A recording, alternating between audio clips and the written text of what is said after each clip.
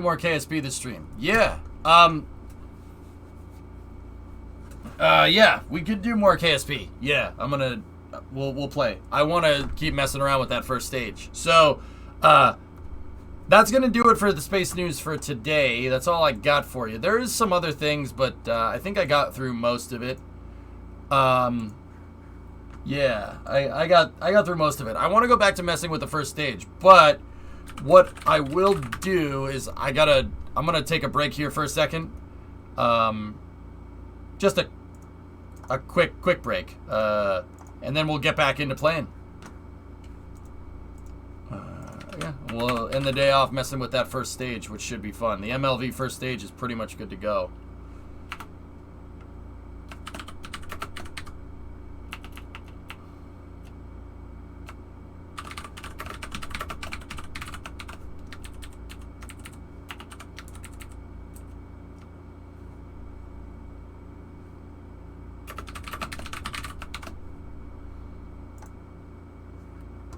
How many Fagizzies?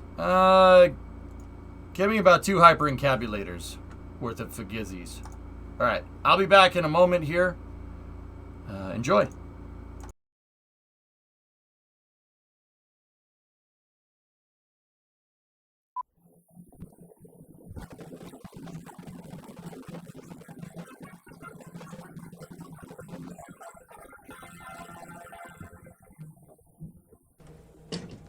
The original machine had a base plate of prefamulated amulite, surmounted by a malleable logarithmic casing, in such a way that the 2 spurving bearings were in a direct line with a panametric fam.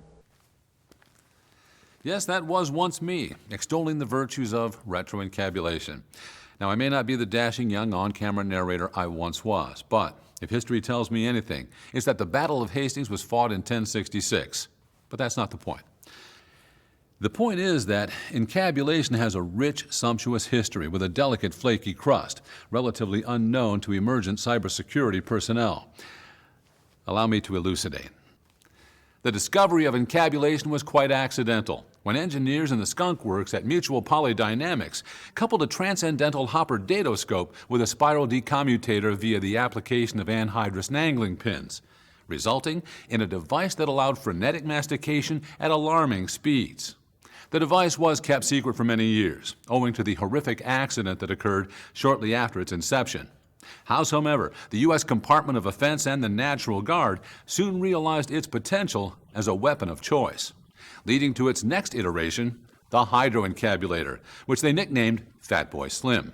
Understanding the grisly bare fact of the devastation that would result from its deployment, the project was retubed and transmogrified for industrial supplications.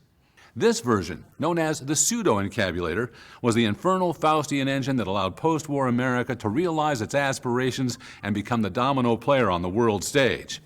Everybody was encabulating. I do not understand you. Well, I knew you wouldn't, but if I'd have told you before, the answer meter on the other side prenulates the canoe to spell hepulous, and that's the entire secret. There you have it. During the tumultuous 60s, the psycho-funkadelic vinyl encabulator emerged as the long-haired hippie people's answer to their parents' aging technology, scarving a resonance groove in the hot wax of a new generation of encabulators. However, interest in encabulation waned precipitously until the late 80s, when the public was ready for the next transubstantiation of encabulation, the extraordinarily populist turbo-encabulator. Now, basically, the only new principle involved is that instead of power being generated by the relative motion of conductors and fluxes, it is produced by the modial interaction of magneto-reluctance and capacitive directance. Which brings us to where we are today, floundering in the wake of the obscenely similar retroencabulator, featuring yours truly, living proof that leveraging existing assets is not plagiarism. Now, despite encabulation's unparalleled success in reducing sinusoidal depleneration through advanced dingle arm technology, it has failed to meet the unanticipated needs of the cybersecurity industry to create zero-trust operations in level 0 monitoring environments to ameliorate zero-day process attacks. That is why, despite zero interest from industry, the SANS ICS security team has taken it upon themselves to develop an entirely new level of encabulation, unresponsive to the needs of the average consumer and undoubtedly without merit in terms of concomitant asynchronous communication with client-side connectivity. Ladies and gentlemen, ISACs of all sectors, beer included, and children of all ages, may I present the Hyperencabulator.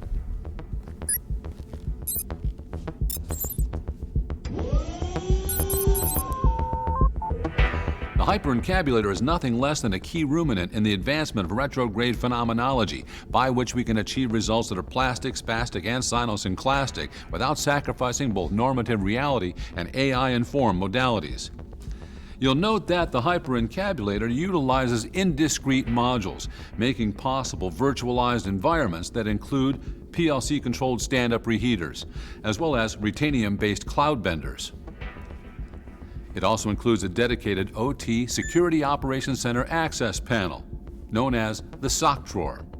The primary modules of the Hyperencabulator are stackable, DIN-rackable, and unhackable. And please note the complete absence of side fumbling, owing to the maintenance of tolerances allowing a tight conniption fit. Please take little note of this module. The open-source digital ghost daemon, which allows transparent OT invisibility owing entirely to the manipulation of airborne particulate matter and single-surface reflective devices. Or, for criminal infrastructure sectors where the dependability of supramotive Wendelsprox is essential, our handsome ransomware hypervisor is perpetually alert to SQL injections of gates tracking chips and quantum IoT identification dots.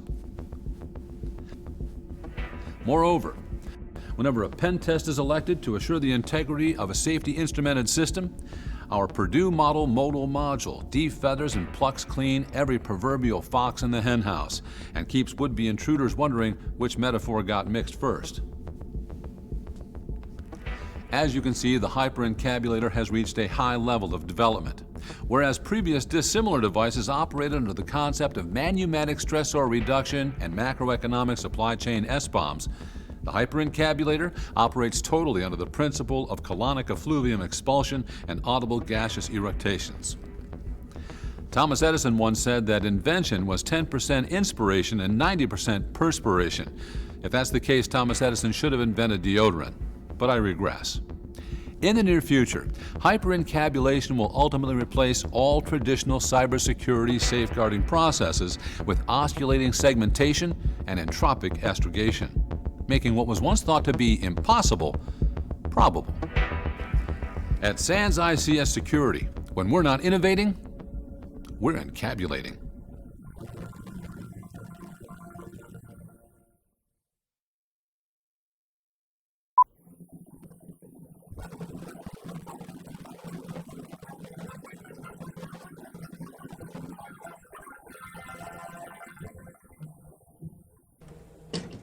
The original machine had a base plate of prefamulated amulite, surmounted by a malleable logarithmic casing, in such a way that the two spurving bearings were in a direct line with a panametric fam. Yes, that was once me, extolling the virtues of retroencabulation. Now, I may not be the dashing young on-camera narrator I once was, but if history tells me anything, it's that the Battle of Hastings was fought in 1066. But that's not the point. The point is that encabulation has a rich, sumptuous history with a delicate, flaky crust, relatively unknown to emergent cybersecurity personnel. Allow me to elucidate. The discovery of encabulation was quite accidental when engineers in the skunk works at Mutual Polydynamics coupled a transcendental Hopper datoscope with a spiral decommutator via the application of anhydrous angling pins, resulting in a device that allowed frenetic mastication at alarming speeds. The device was kept secret for many years, owing to the horrific accident that occurred shortly after its inception. Howsoever, the U.S. Compartment of Defense and the National Guard soon realized its potential as a weapon of choice, leading to its next iteration, the Hydroencabulator, which they nicknamed Fatboy Slim. Understanding the grisly bare fact of the devastation that would result from its deployment, the project was retubed and transmogrified for industrial supplications. This version, known as the pseudo-encabulator, was the infernal Faustian engine that allowed post-war America to realize its aspirations and become the domino player on the world stage. Everybody was encabulating.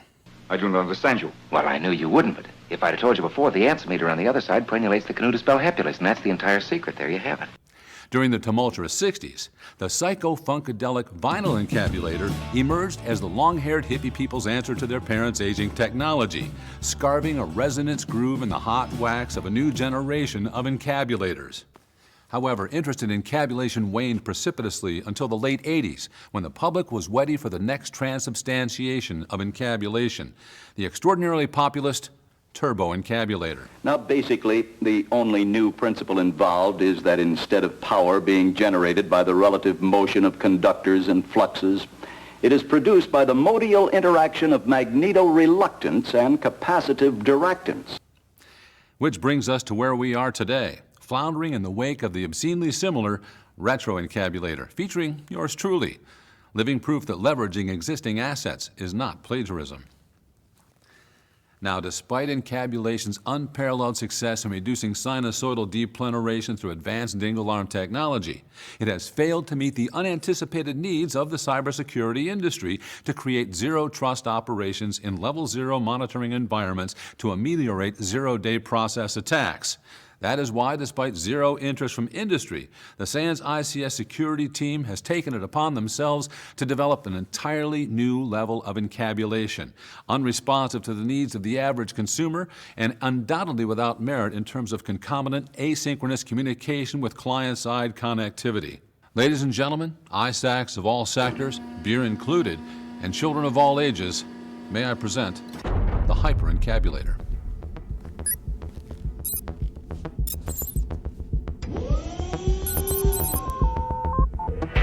The Hyper-Encabulator is nothing less than a key ruminant in the advancement of retrograde phenomenology, by which we can achieve results that are plastic, spastic, and cynosynclastic without sacrificing both normative reality and AI-informed modalities. You'll note that the Hyper-Encabulator utilizes indiscrete modules, making possible virtualized environments that include PLC-controlled stand-up reheaters, as well as Ruthenium-based cloud benders. It also includes a dedicated OT Security Operations Center access panel, known as the sock drawer. The primary modules of the Hyper-Encabulator are stackable, DIN-rackable, and unhackable. And please note the complete absence of side fumbling, owing to the maintenance of tolerances allowing a tight conniption fit. Please take little note of this module. The open-source digital ghost daemon, which allows transparent OT invisibility owing entirely to the manipulation of airborne particulate matter and single-surface reflective devices. Or, for criminal infrastructure sectors where the dependability of supramotive Wendelsprecks is essential, our handsome ransomware hypervisor is perpetually alert to SQL injections of Gates tracking chips and quantum IoT identification dots. Moreover, whenever a pen test is elected to assure the integrity of a safety instrumented system, our Purdue model modal module defeathers and plucks clean every proverbial fox in the henhouse and keeps would-be intruders wondering which metaphor got mixed first. As you can see, the Hyper-Encabulator has reached a high level of development. Whereas previous dissimilar devices operated under the concept of manumatic stressor reduction and macroeconomic supply chain SBOMs, the Hyper-Encabulator operates totally under the principle of colonic effluvium expulsion and audible gaseous eructations. Thomas Edison once said that invention was 10% inspiration and 90% perspiration. If that's the case, Thomas Edison should have invented deodorant. But I regress. In the near future, hyper-encabulation will ultimately replace all traditional cybersecurity safeguarding processes with osculating segmentation and entropic astrogation, making what was once thought to be impossible, probable. At SANS ICS Security, when we're not innovating, we're encabulating. How was your break? Was it good? Drinking some chromated dry? Yes. Yes, I am.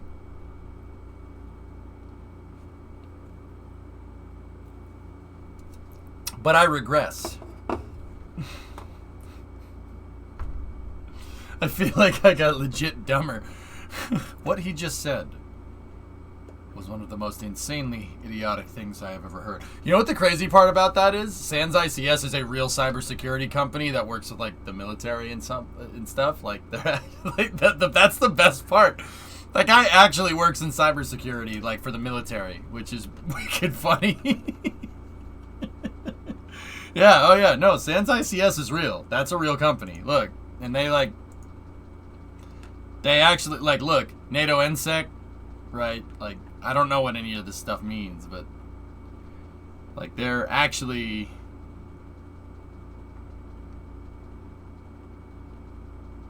Yeah, see?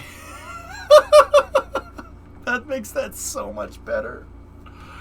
Was that guy just hired for the marketing stuff? Oh, I don't know. I don't know. Yeah, that's a real company. Industrial Control Systems Security. Yep. Okay, and on to Kerbal. Now on to something completely different. I made this scene in Blender based off of a dream that I had last night. Oh. Well, that's pretty neat. The security method has a name. Security by obscurity. True fact. But I regress. Alright, so we're going to be messing more with the first stage. If you didn't see what the first stage did before we covered Nilesat and did a little bit of space news, check this out.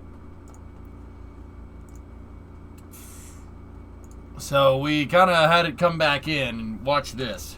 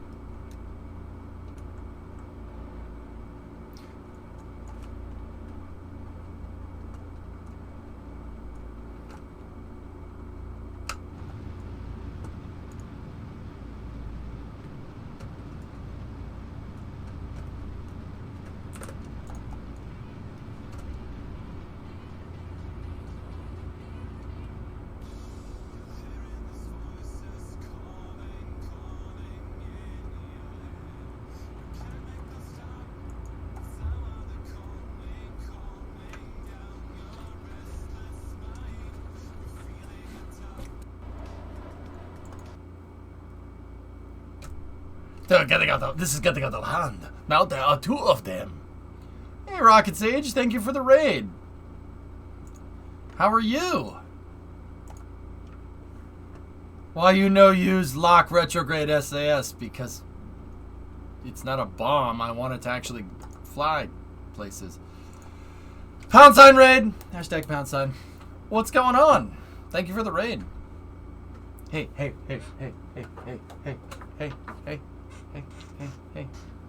We talk about wind turbine energy stuff. Well, that's good. I offer these SPs. Yeah. Yes. Do you like the rocks? What kind of rock is it?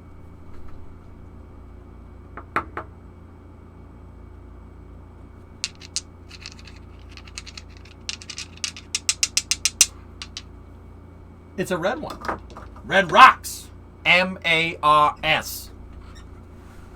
Your payment is acceptable. What's going on, Rocket Sage Raiders? You talking about wind turbines? Yeah. Wind turbines are cool. Discovery. That's pretty neat. Personally, I like nuclear. Anyway, but yeah, no, that's sweet. Hey, Pat 87-month resub. Thank you. Red means faster, right? Yeah, obviously. Mostly focus on energy pros and cons. Yep, I've had that talk on here many times. Yeah, I prefer nuclear as well. Yes. So what if I grow a third arm? Whatever. That doesn't happen. That's not how it works. That was a joke. It's not gonna blow up. It generates heat. Ugh. We could do a collab energy stream. Yes. It's a rock whose last known location may or may not have been a government location. I bought it at auction, legitimately. No. No. If you're not into it, that's totally okay too. No, I am. I like petroleum stuff though. I like petroleum stuff. You're not gonna like me. You're not gonna like me. Petroleum makes big boom. I like big boom. I don't hate you. You don't hate me. Don't hate me. I'm sorry. Don't hit me. All right. Anyway. Yeah. No. Dude, definitely. We should do that. That'd be sweet. Guys, if you don't know what Rocket Sage is, she does STEM streaming like me. That's mostly based around like geology and stuff. But unlike me, who's just some punk that just started reading about it, Rocket Sage is actually like a teacher in geology. She knows a lot about rocks. Way more than me, that's for sure. You're one of the best people I know on this platform. I could never hate you. Oh, all right. Rocks! M-A-R-S. Mars, chat. Red rocks. Yay! Anyway. Have you heard about the batteries being developed out of waste from nuclear power plants? No, but I like that. That's pretty cool. That's pretty neat. So she knows what she's talking about. Hey, Rocket Sage, can you just like tell Goalie he's an idiot? Like before you go, please, just tell Goalie he's an idiot. Trust me, he deserves it. I mean, nukes make more than petrol, but I like the idea of decentralized power grids. But that can be done with wind and solar too, if you know what you're doing. Problem is, I don't think people know what they're doing, but that's another story.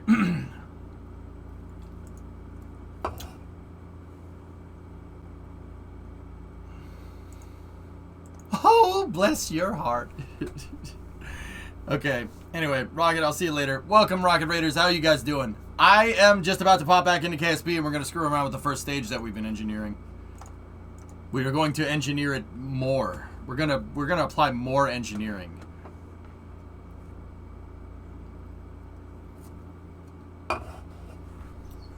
Petrol make big energy, though. I don't know. I've always thought that with power generation, guys, it really comes down to application. Nuclear would be great for power plants, but decentralized nuclear is probably a stupid idea. I don't think I need to say why. It's probably not a good one. What exactly is engineering? Making things. Let's go over here. Dum, bum, bum, bum. All right. Hey, come back here. I think nuclear is pretty safe. Oh, crazy. I don't have any problems with nuclear. Nuclear is the safest form of power generation and the most efficient form of power generation. Why? Nuclear has the most energy density. Like I said, application-based. For large-scale mass power generation, you can't lose with nuclear. You can't lose. Oh, it might melt out. Yeah, of course. So a coal power plant can explode. So can a gas power plant. It's happened. It happens. Did you see the Discord message that I sent you on big cranes? I haven't checked it yet, Bandit. It's safe until it's not. I mean, like I said, I think nuclear is the way to go. If we're gonna, I mean, can't have carbon emissions if you're not using carbon to generate power. Nuclear is confirmed to have less deaths per kilowatt generated if you ever consider them, even if you consider the major accidents like Chernobyl and 3 Mile. Yeah, I think nuclear is the best. We literally have like almost an unlimited supply of power, and we don't use it, Graph Shark, which is just absurdly stupid. And that is coming from somebody. Like I said, I like fossil fuels. I understand that we're rolling the dice with fossil fuels. I get that. I understand it. But I also like them. I really believe in mass decentralized power. But once again, you can do that with solar. Solar and like wind and stuff and hydro. You can do that way too. But right now, I think gasoline's the best way to do it. You know, until we come up with better battery storage, which is coming soon. So yeah, energy. It's not like a fuel problem. It's an energy problem. It always has been. Coal is more radioactive than nuclear in mass per radiation used for power. Bingo. Yep. But we still gotta mine coal. That's the thing. You gotta mine coal to make steel.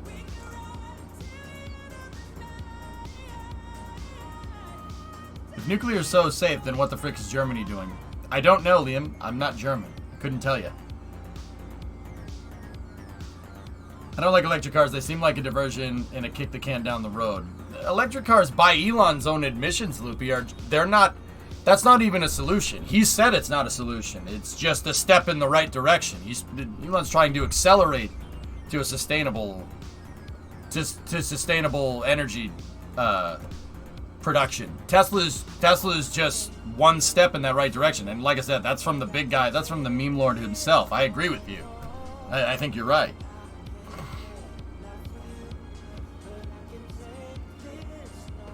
Problem with solar is you don't have anywhere to recycle them when they're no good. Yeah, Necro, like...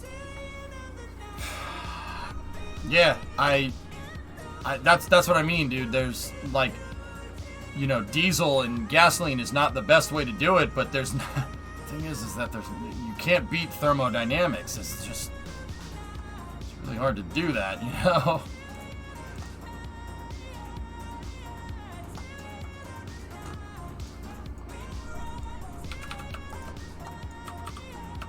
Alright, let's work with this. So we were working with a mobile launcher, but yeah.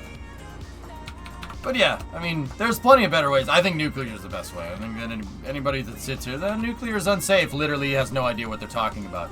And you know what? You think someone would do that on the internet? Just weigh in on something they know nothing about? You think someone would do that? I mean, I kind of do from time to time, but... Anyway.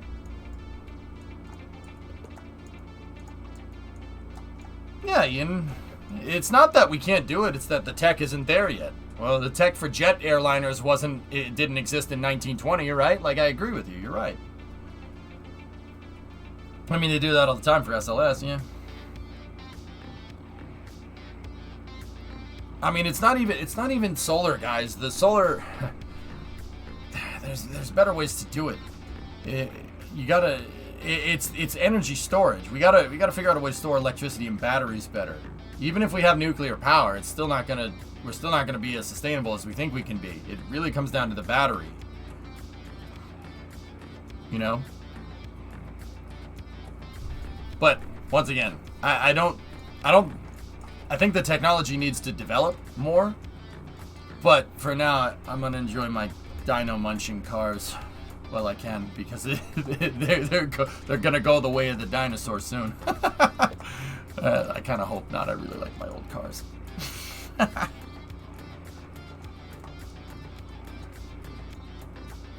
Oh yeah, nuclear is freaking sweet, man. Yeah, it's awesome. I love nuclear power. Nuclear physics is so cool. Yeah, Pearly. I don't want to talk about that. Let's go. You're right, though. But yeah, I don't want to talk about that.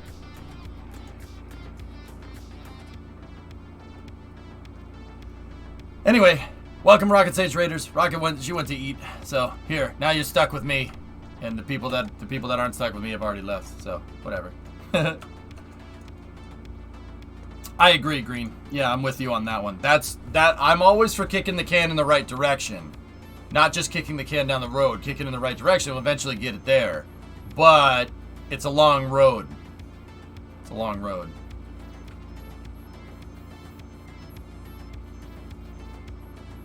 Put solar on my roof, but I live in a trailer. You can put it. So put it in your yard, Loopy.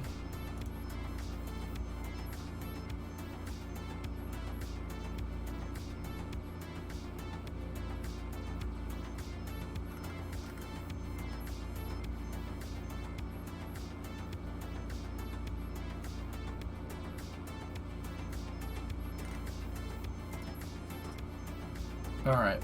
Oh, this guy stinks. All right. Let's do this. Okay. Alright. Yeah, Sleepy, you could have just linked that in chat. You don't need to DM me stuff, please. Please don't DM me links. Please don't do that. It's hard enough to keep up with chat. Please don't do that to me.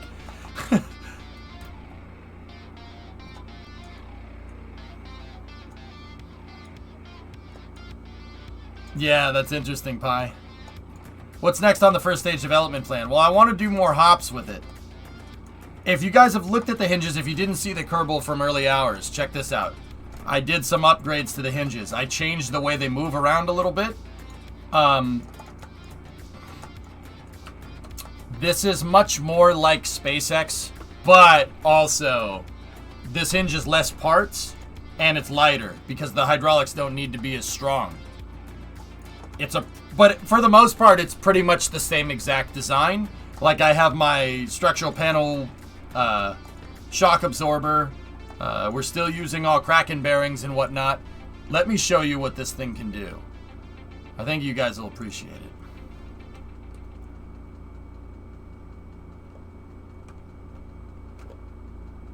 That's right, Impy. I think that so there are places where solar have its benefit. There are places where wind has its benefit.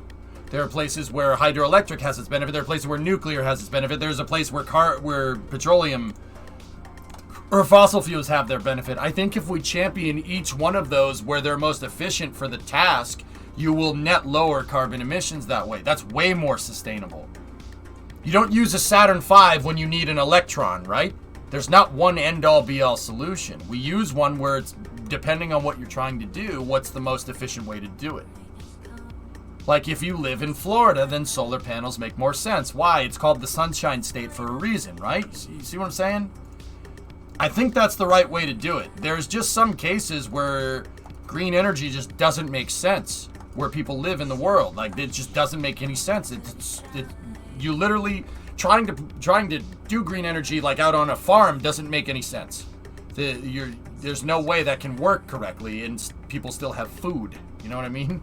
It's kind of important. So, I'll take the fossil fuel in that regard. But once again, if every type of energy generates, like there's pluses and minuses for every single one. If every single one of them, if we use every single one of them in different applications where they're most efficient, you will be way more sustainable in the long run. So like nuclear for mass power generation. That's what I mean. That's why I don't mind fossil fuels. Everybody's like, oh, gasoline cars. That doesn't, no. Fine with me. Balanced diet, balanced grid. Damn right, Loopy. Food groups of power generation. Now that's an idea I can get behind. Yeah, exactly. Can I try running solar where it's cloudy? Yeah, it doesn't make any sense. But that's just me. What do I know? I just build fake rockets. Here, let's fly this one.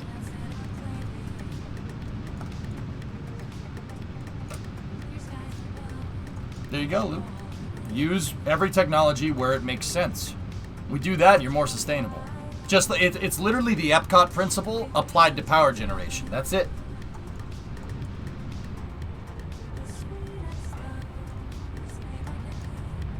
Yeah, green, exactly. There's some spots where it just doesn't freaking make sense.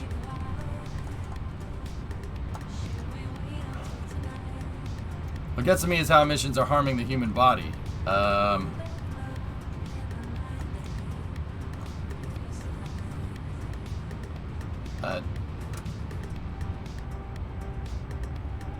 Healthy power pyramid. Harming the human body?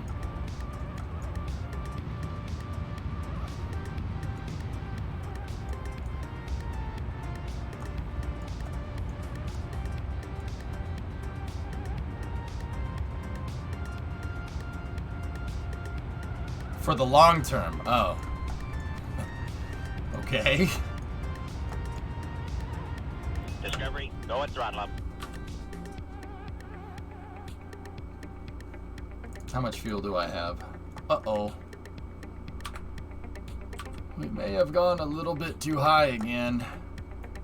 How goes it today? You get a closing date? Should be by the end of the month, B-Money, but we have, so we had big news during the launch. Hey, Muffin! My wife is mad at you. You started playing Railroads and I've logged 30 hours and watched nearly the entire VOD playlist. Keep up the great work. Oh, God. I'm sorry.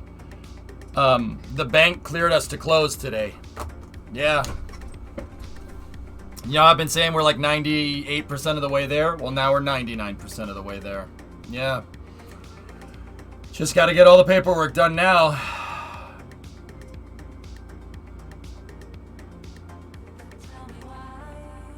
Congratulations on the debt! Don't do that to me. Why? Why, man? Why would you do that? So after you, thanks, guys. I really appreciate it. I don't think we have enough to boost back and land, but could be wrong.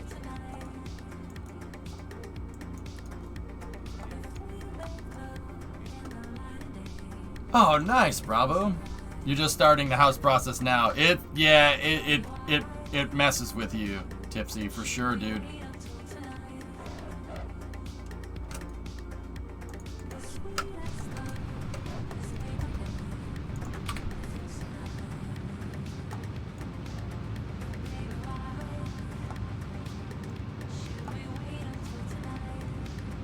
Yeah, I know, Tessa. It's fun, isn't it? Okay, there's our boost back. So once again, these landing legs work more like SpaceX. They're kind of Falcon 9-esque. I switched this mechanism because with this mechanism, instead of the hydraulic pushing the leg from the top, I have the hydraulic pushing the leg from underneath it. And that way you can shield your mechanism inside. I came up with the idea of using these flags right here as a cover to cover my mechanism here, and it ends up looking pretty much, you know, exactly like Falcon 9, which is pretty cool. Just paid off in 10 years. Well, I have some plans in the works, Hellfish, to not be paying that for 30 years. Don't worry.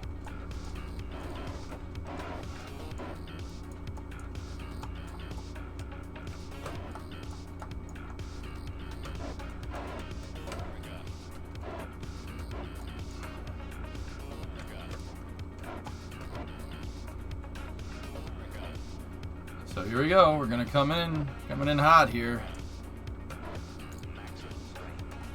Which bank you robbing? I don't know what you're talking about.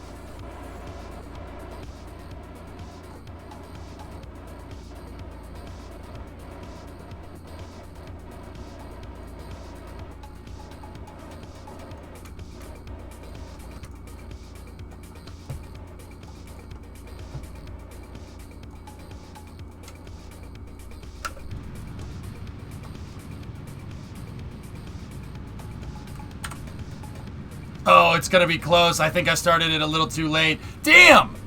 Oh, man, I was aiming right for the pad. I would have gotten it too. Crap! Crap! I was just a little bit too late. Oh, we were right on for the pad too. But, like I said, this thing is very, very, very, very, very good at flying. It flies better than Condor, honestly. I didn't think that putting these small, tiny little winglings on this thing would make it lift as much as it does, but you can really steer this thing in. That wasn't what I would call close. Oh. I mean, that's like probably about a 2 to 3 second difference in firing the rocket engine. 2 to 3 seconds isn't close for you? Unless you're weighing in on something you know nothing about, Hibbit. I mean, we were just talking about how people do that from time to time.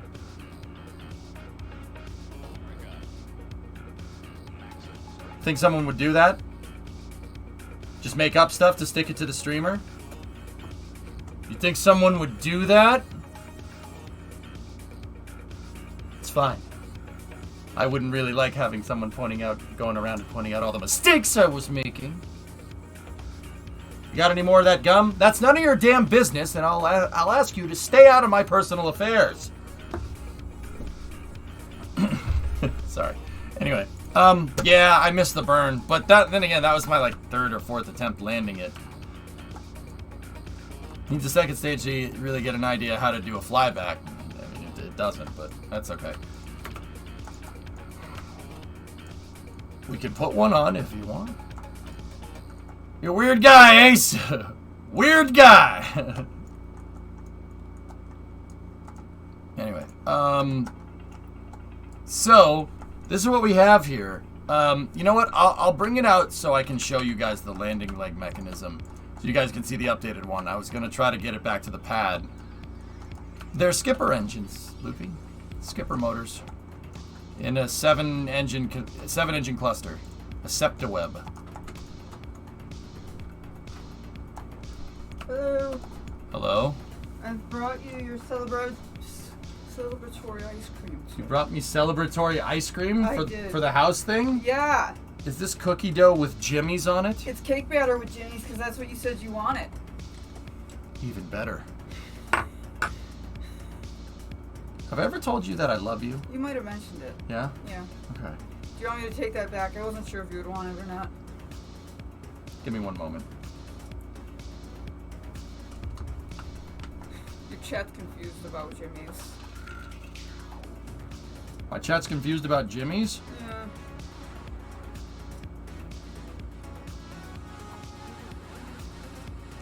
You guys don't like jimmies?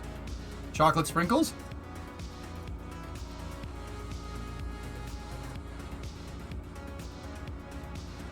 Yeah. Give me one moment. Does it taste like cake batter? Because it wasn't how I expect. Okay. Nice, fishy. Chocolate sprinkles are called jimmies. Call them chocolate sprinkles, you're just strange. That's just peculiar.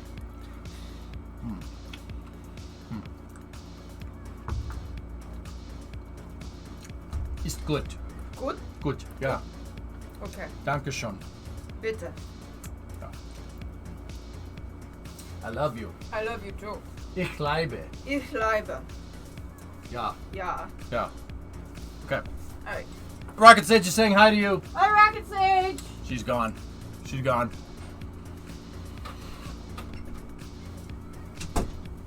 I'm going through Sunday school.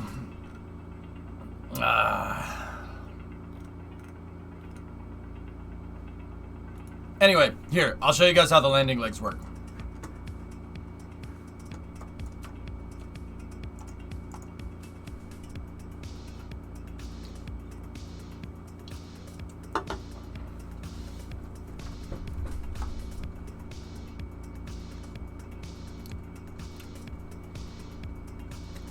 I always thought that sprinkles taste like plastic. They look fun, though. Interesting. You sure they weren't crayons, Leon? I mean, crayons probably taste good. You've never been a fan of sprinkles? That's hate speech, Nubius. How dare you? Alright, so, check this out. No, crayons taste great. My guy. You're damn right they do. Alright, watch this. Ready?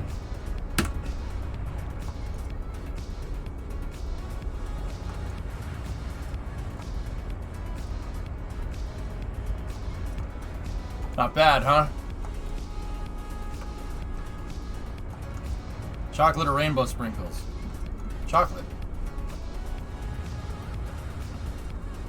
So, I switched it up to a more Falcon 9 style hinge just so I could make it compact and less parts. But check this out. Ready? Boop. That's pretty neat. How does this thing fly without a nose cone? Don't the aerodynamics bug it out? I mean, in real life, sure. Yeah, Jason, I ended up kind of taking some pro tips ideas here. But look, I used flag panels to curve the top of the thing, dude. That was the real kicker. Sorry, you're a rainbow kind of person? There's nothing wrong with that.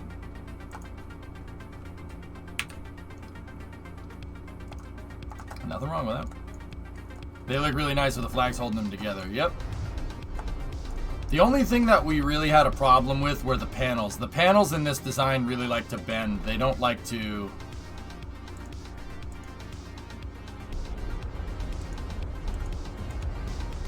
They really like to bend out of control. And yeah, it makes the thing bounce around. I'm thinking about replacing them with a grip pad. But yeah, Falcon 9 style landing leg on MLV, and it works really, really well. Fizz warp, time warp, whatever. Because of the Kraken bearings, the only thing that really bends is this piece right here. You can see it's already bending. Are the rainbow ones still Jimmy's? No. If this is better than Condor, Spiffy, yeah. Oh yeah, it's way better. Do the flags actually have physical gliders? I don't know. I don't know. Yes? Maybe? I think they're a physics-less part, so yes, they probably have gliders, yeah. But I don't know, like, if they're making drag or whatever. Who knows? Do you think the grip pad might mean the rocket might have an increased tendency to tip over as it can't slide on landing? Yeah, yeah, that's possible.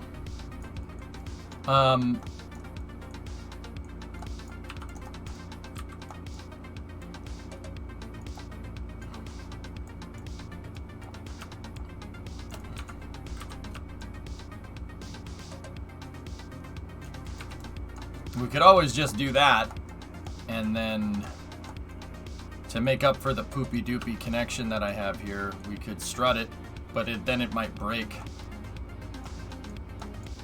Actually, this way, that way might work. Yeah, I know. Well, Spiffy, this shares a family tree with Condor. It's using Condor's original hinges from back in the day. So, let's move that to a flat panel design. And let's fire it off again and see what happens.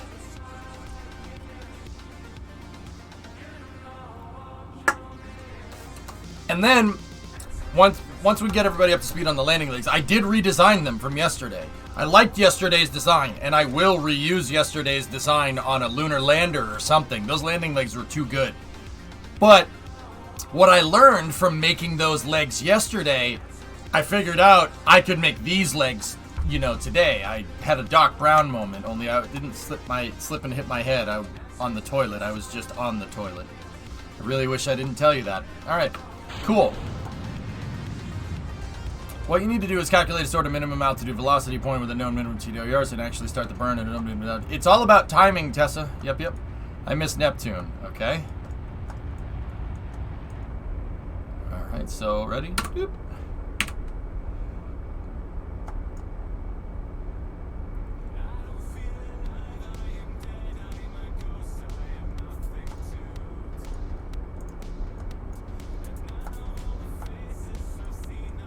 It's not bad, huh?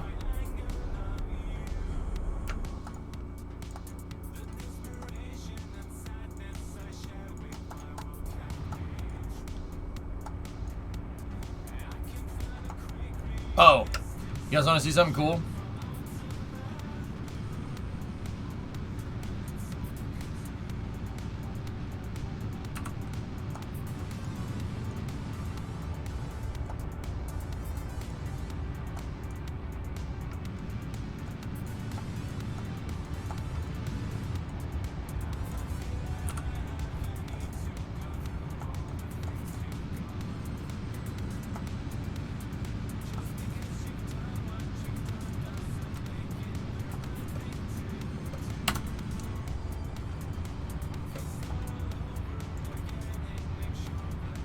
Pretty good design, huh?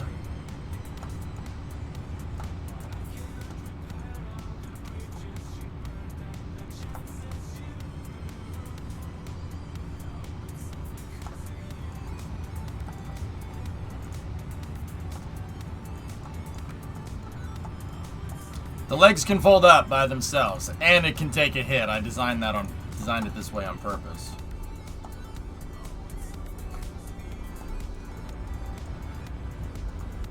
Well, that's not good.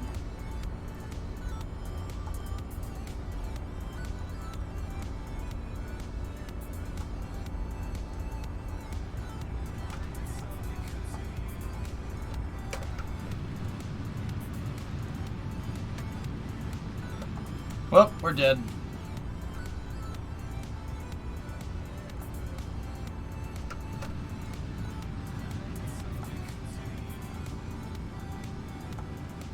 The landing legs didn't go all the way, and I'm not 100% sure why that just happened.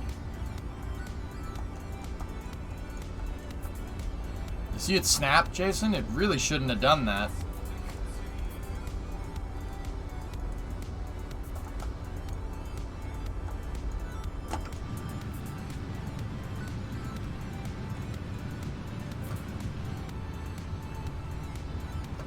Yeah, it's because I was showing it, yeah.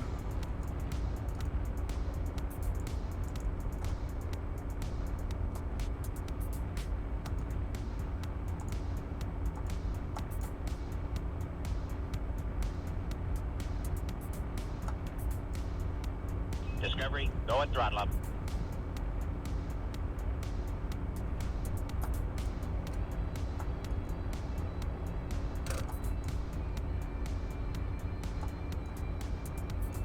But I regress. The lock keybinds are keyed into the cow controller, dude. We must have toggled the locks out of sync.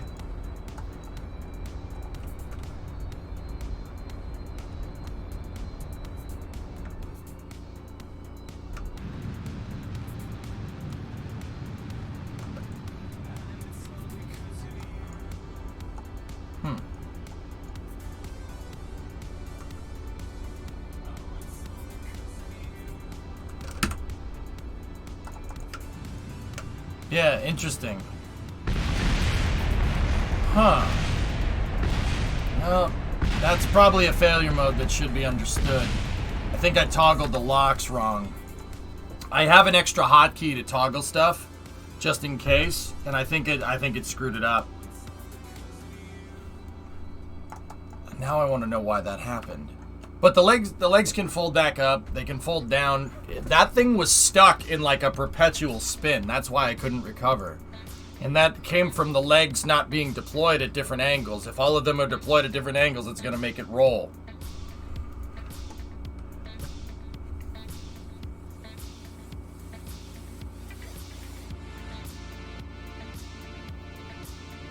Well, they're bound directly into the cow controller.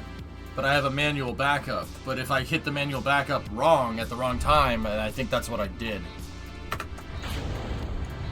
it doesn't work right.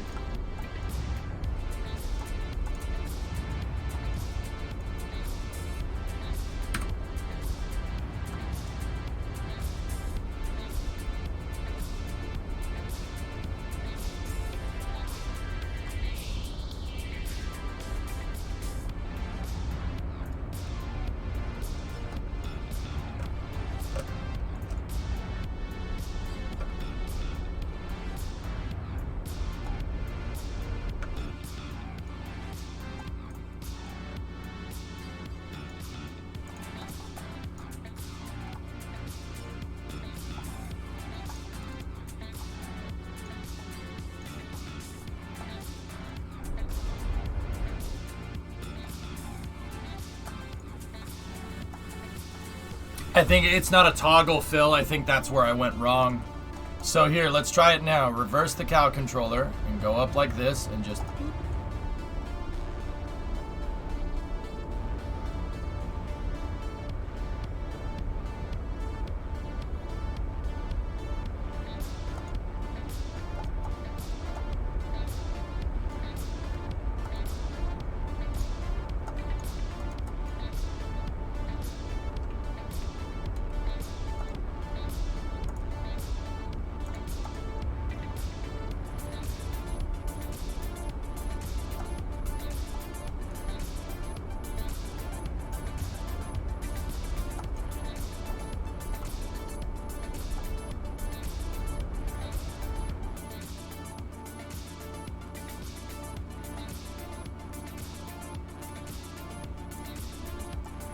Yeah. Yeah, Hired, I see it.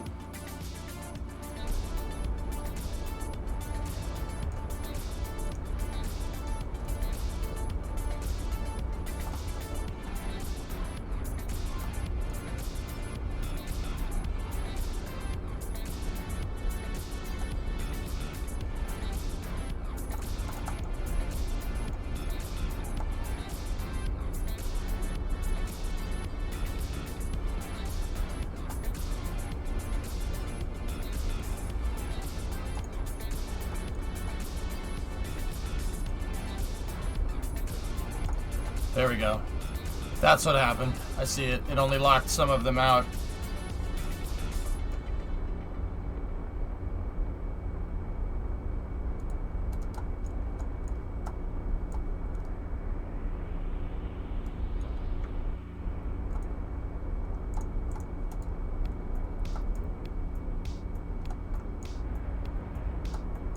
Hello?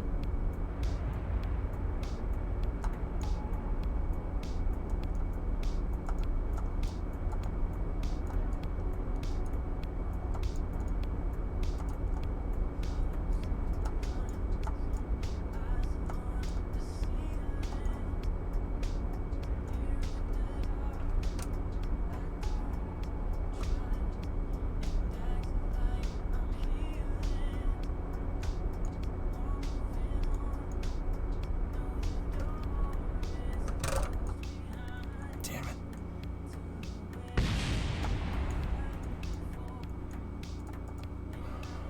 Why didn't that hinge go?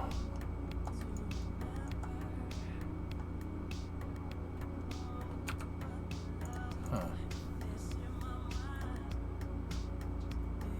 No, Ian. No.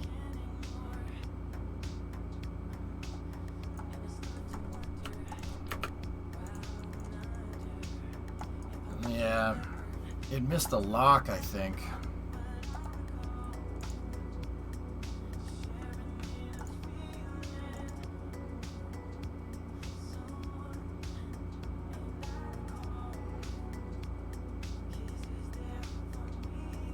I know that there's no lock on that one. I know.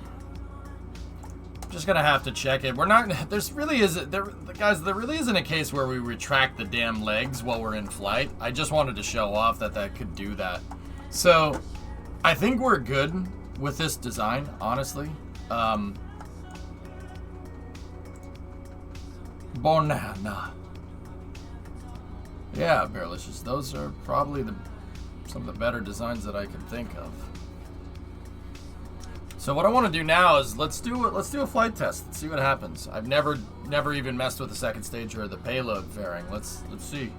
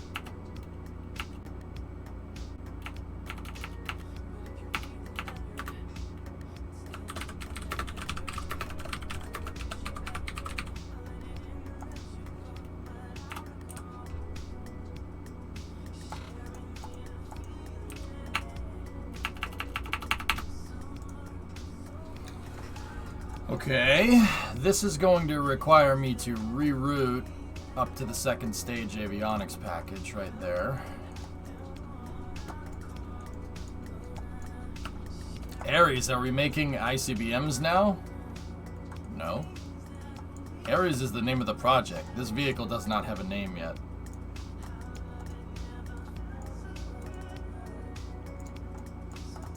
I've never put the full stack vehicle out before. This will be a first.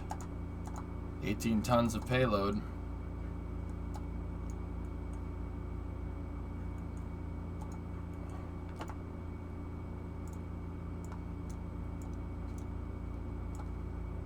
Fire the engines first. Yep. Payload deploy, fairing deploy, second stage. It is referencing Constellation, yep.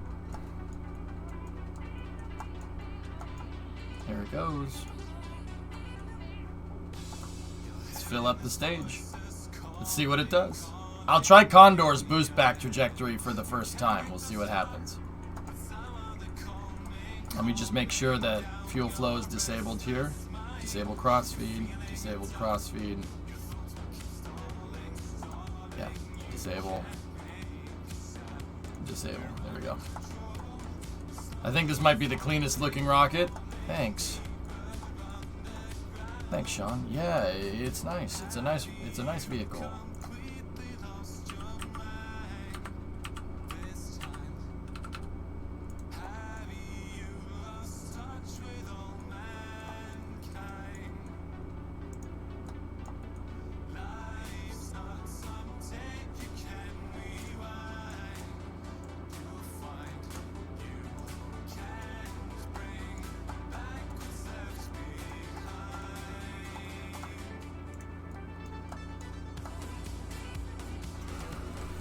Okay.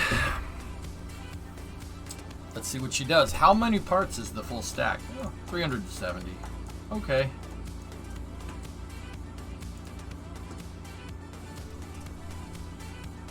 It's an intercontinental banana mover.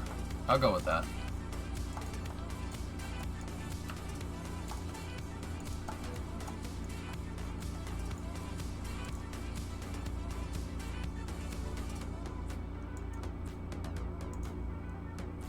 Here we go. This is my first time doing full stack. It might blow up. It might explode when I put it right here. Who knows? Any idea on when we'll land on the moon? My space program or NASA?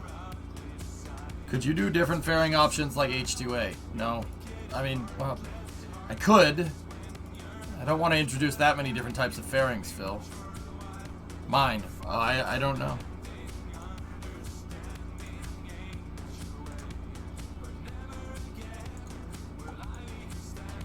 Okay. First all-up simulation test of this. Let's see what happens.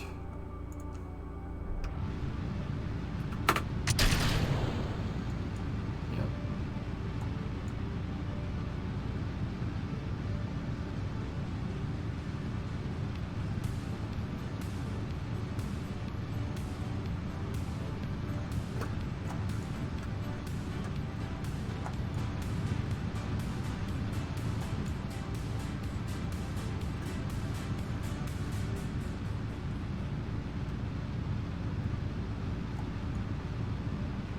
Lateral oscillations are pretty bad.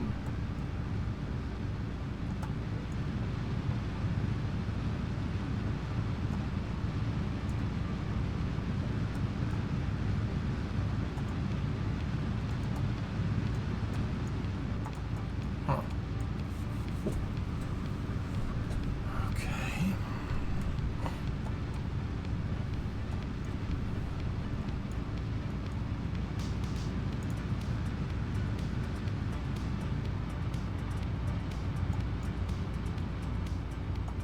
Yeah, I turned it a little too much, but that's okay. We can even out right here.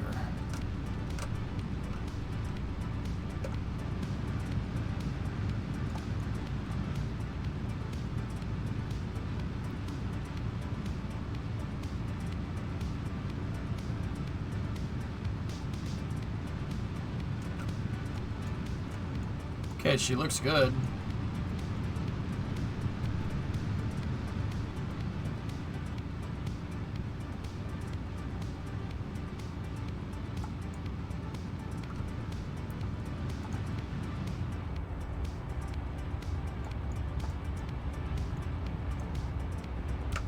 Okay.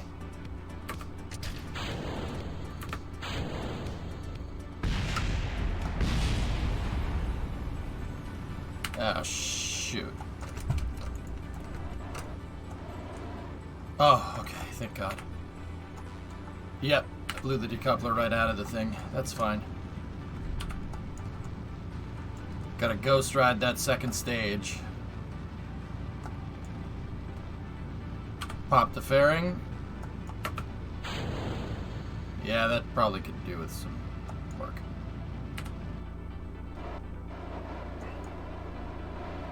Our aperture is quite low.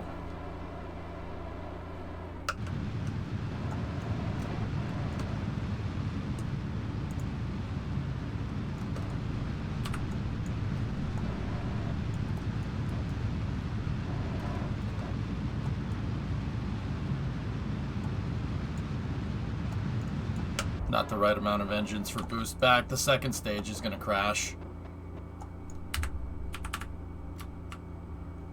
That second stage is gonna go. I need to push this thing on a much higher apoapsis. We'll still try to land this thing though. So shut that engine down. Shut that engine down.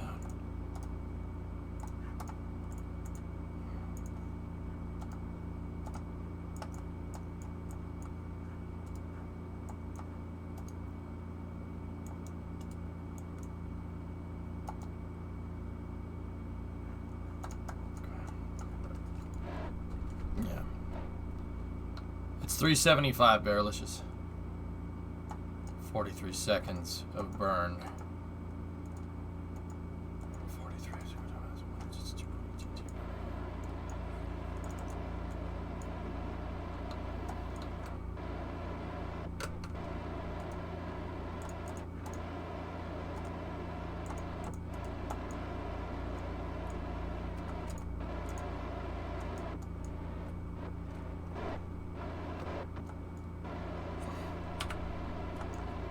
Yeah, the second stage is going to fall. I didn't get the ascent trajectory right. Do you think you might try Cal Controller to automate booster flip and boost back like you tried with Condor?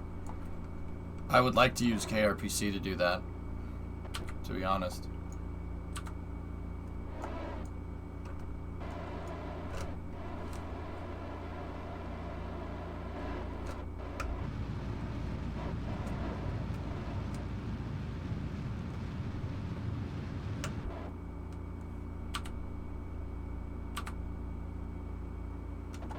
KOS is better. Yeah, but KOS doesn't teach you a Python.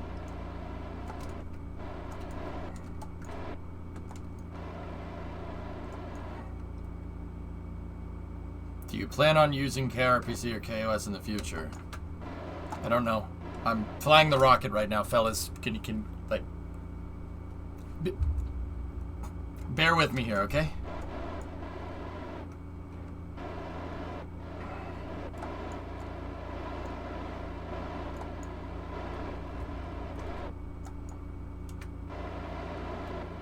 Alright, let's see if your boy can still get this back to the pad.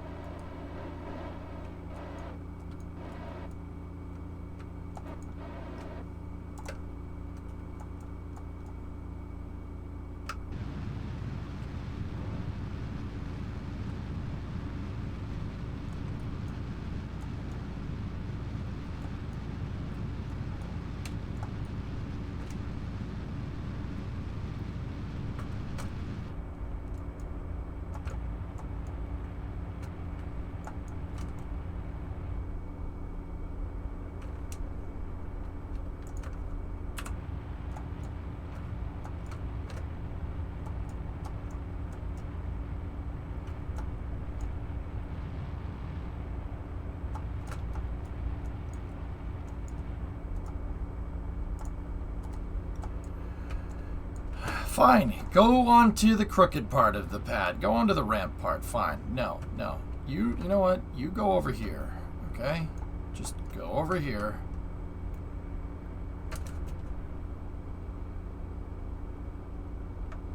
and just come down right there. Not on the slanted part, huh? Oh, you still got to be on some of the slanted part, huh? You got to be special, huh, Rocket? Ugh. Typical. Freaking attention whore of a Rocket. Yeah, I still wanted to touch part of the soft part. Shut up, Rocket. Anyway. Yeah, it'll still do it. I mean, that thing's actually a cinch to fly. It's way easier to fly than Condor, just because of, you know, lighter legs, better aero optimization, better RCS placement, better control surfaces. Yeah, it was gonna come down basically right here, and then I tried to move it forward, but the SAS overcompensated and pendulumed me back this way, so. But like I said, I mean, if those weren't there, I would have put it right down on the grates. I can get these rockets back to the landing site. That's no problem. It does work. It's pretty cool. So, like, if my launch pad was, like, right here, for instance, this would be really easy to get it back. That would be real easy to, you know, I could just have a vehicle drive over, drive under it. We wouldn't need to worry about even taking it horizontal. We could. We could just drive it right back over here, park it right up, put it right back on the pad. Try it again with a better ascent? Sure. Yeah, I can do that. I staged way too early on that try. Let's try again. Let's see if I can get it. I think I can get it between the grates. If I can get that thing between the grates, I'm going to be impressed. Who thinks I can do that? $50 says I won't hit this one over the highway. Descent profile different than Condor? I mean, yeah, it's a different rocket.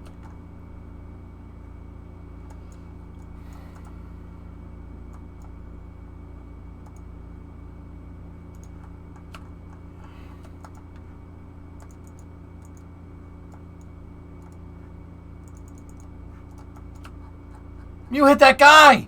Shouldn't have been standing there. Alright, let's see. We gotta get up to like 1,000 meters a second staging velocity. That's where it's gotta end up.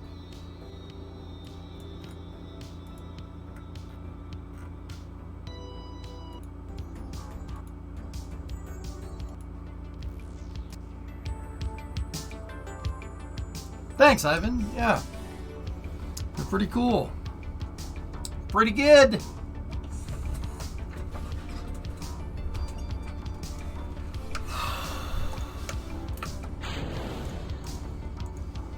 I mean, I could use CALs to automate it, guys. I kind of really want to try KRPC. I want to throw my hat into that ring. Not this hat, though. I like this hat.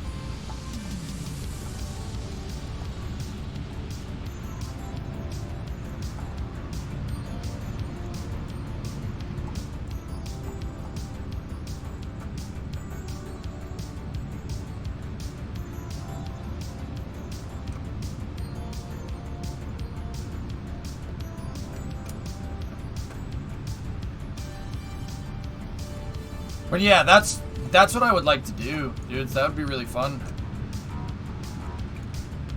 And let's try it in engineering mode. Yeah, it would be cool.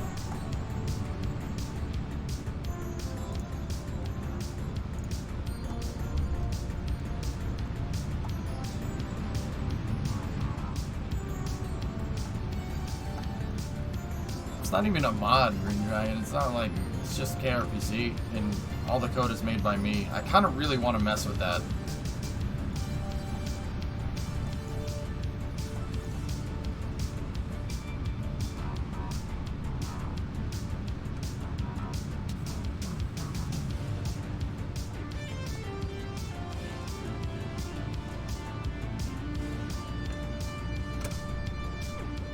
Transonic, throttling down.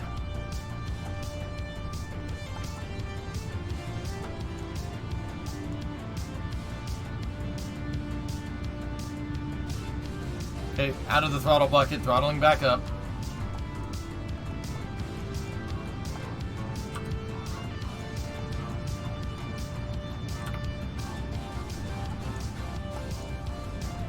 I've been waiting a decade to see EJ use mods. Yeah.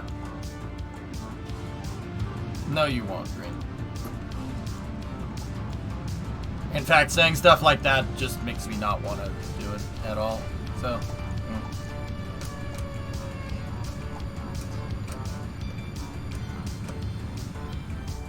Okay, Miko.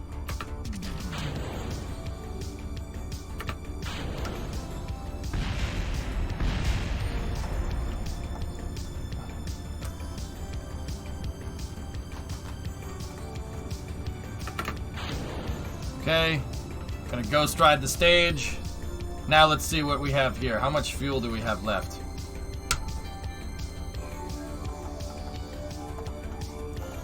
Shut that, shut that, shut that one, shut that one.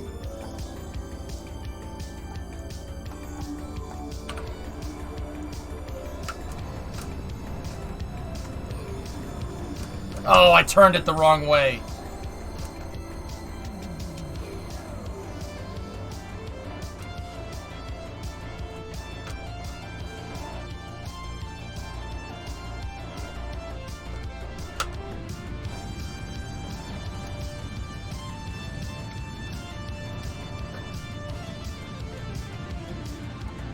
Doing the boost back.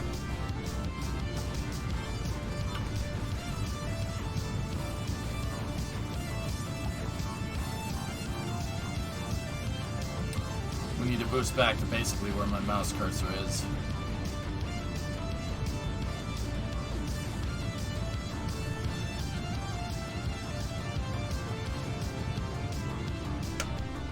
Okay.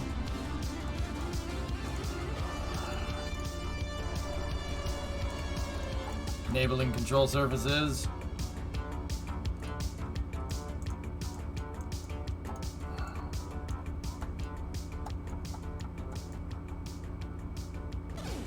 "19 seconds. I don't think this one's come. I don't think I have enough to slow down. We're gonna be. It's gonna be close if I do.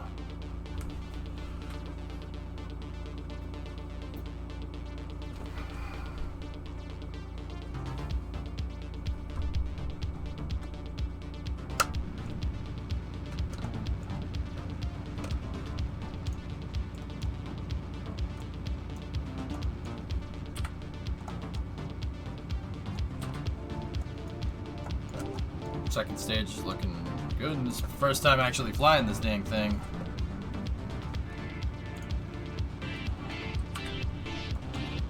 We gotta circularize before that thing gets too low, or else the game will eat it.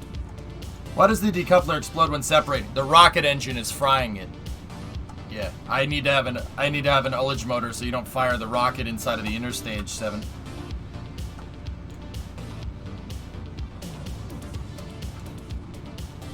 That's actually really good. Really nice insertion trajectory here. We are slightly inclined. Ugh. Oh, good.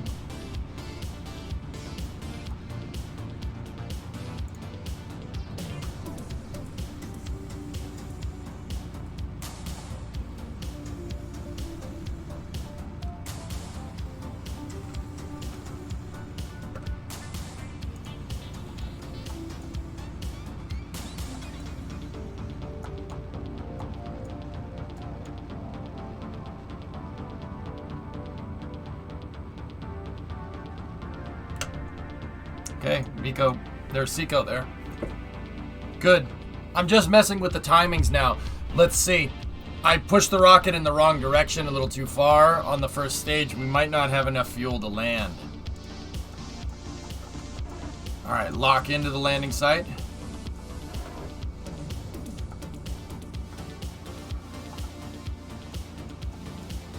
No pusher. I haven't engineered it yet.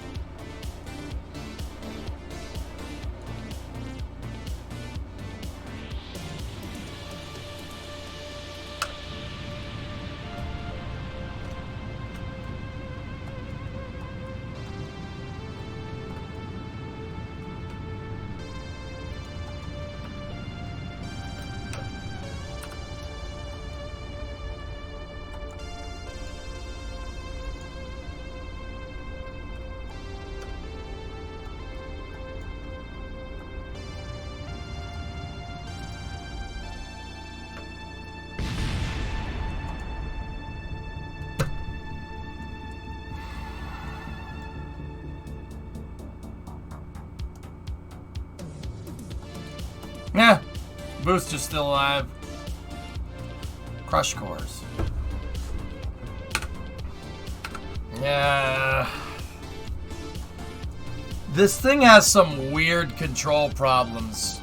It's very strange. Sometimes when I yaw the thing, it starts to roll, and I think that's just control input on the RCS. I need to come up with a better mechanism for that. I tried to steer it towards the pad, and it steered away. But she's down. Yeah. I had enough fuel, just barely, but yeah, it even compacted like Falcon 9. That's actually kind of funny.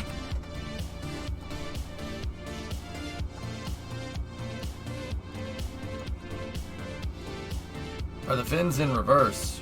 What do you mean, are they in reverse? Oh, that might have a problem. That might be a problem.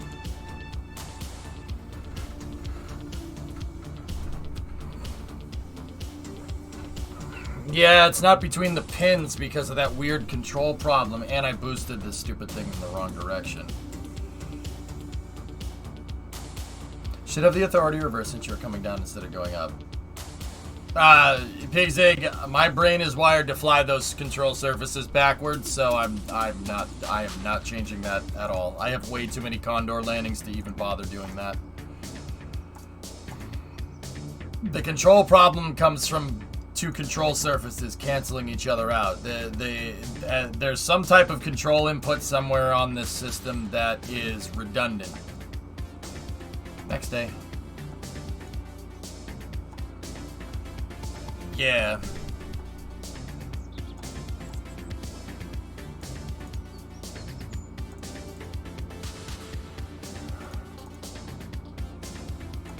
I want to try it again. Let's go again.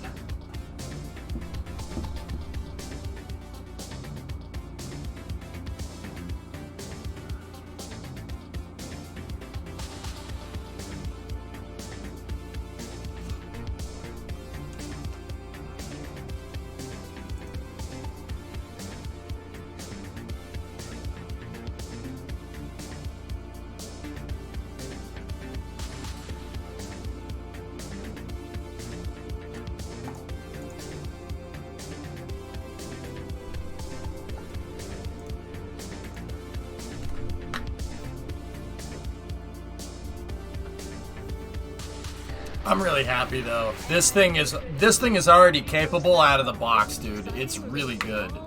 Like the fact that I could get it that close to the launch pad, that was my 4th or 5th time flying this thing. First time flying it with it, or second time flying it with an upper stage. So it's pretty good, man. I'm pretty happy. Pretty happy with the MLV. Phil, if you're still here, you're asking me about different fairings. We could give it a 4-meter fairing. That's possible. I could give it a 4-meter, maybe. I'll think about it.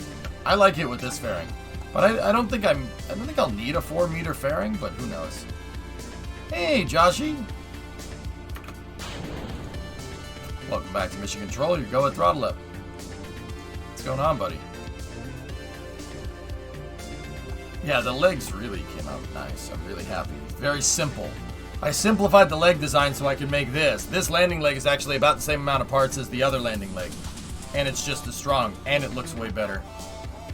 It's a little bit harder to operate, though. Lots of working at McDonald's. Oh, well, that's good.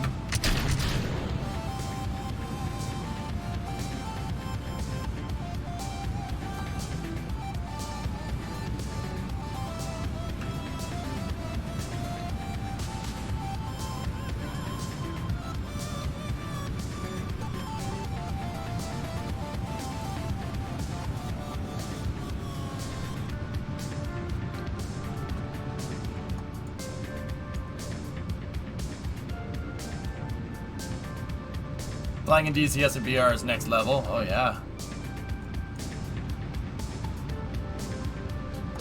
Love some KSP VR.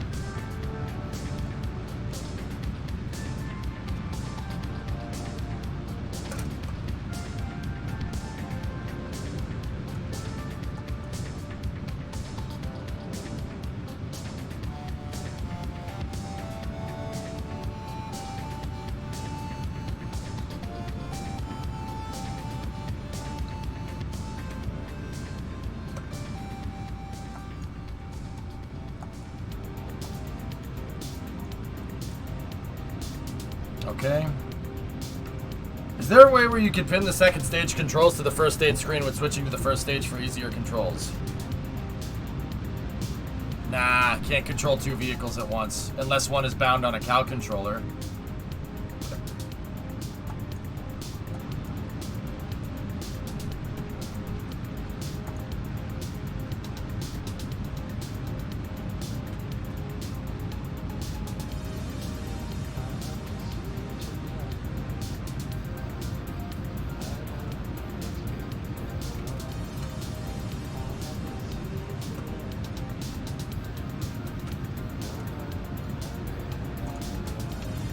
Stand by for staging. Okay, Nico.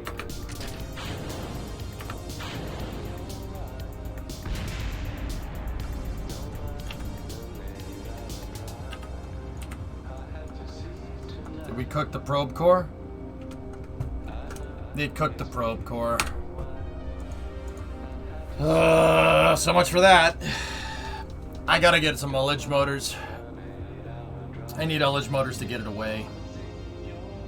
Give it away, give it away, give it away, give it away now. Give it away, give it away, give it away now.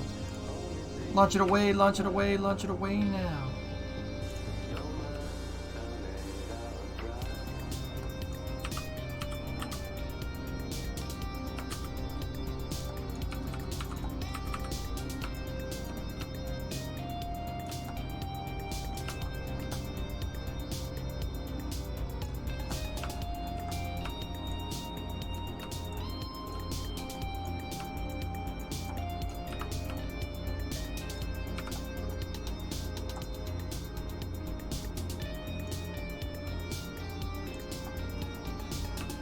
Why not use a RAM like Falcon?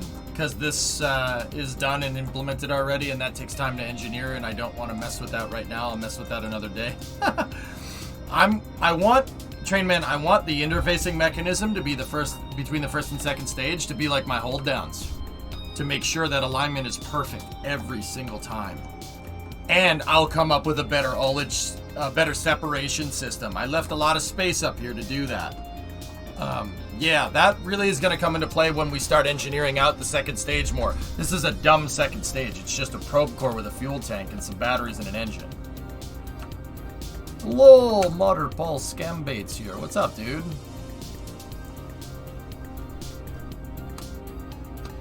Raid. We're getting raided by everybody today. Raid, what's up, man? You're just in time to see me test my new orange rocket. Orang. You could put a heat shield in the inner stage. We could, Novacon, yeah. But if it absorbs too much heat, then... And the mass, like, it might be too heavy. Separatrons are really light. And then a hydraulic that pushes it away is even lighter, right? Big raid! What was Ray up to today, guys? Are you making a real-life rocket? Yeah, Queen, this is my own design, but it's designed to work like a real one, if that makes any sense.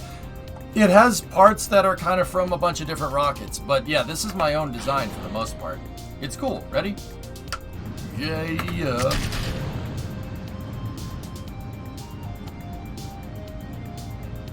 Team Rocket does exist. Abusing a PayPal scammer? Good, Chappie. Screw that guy. I mean, like, you're going to make it after this design process, I guess?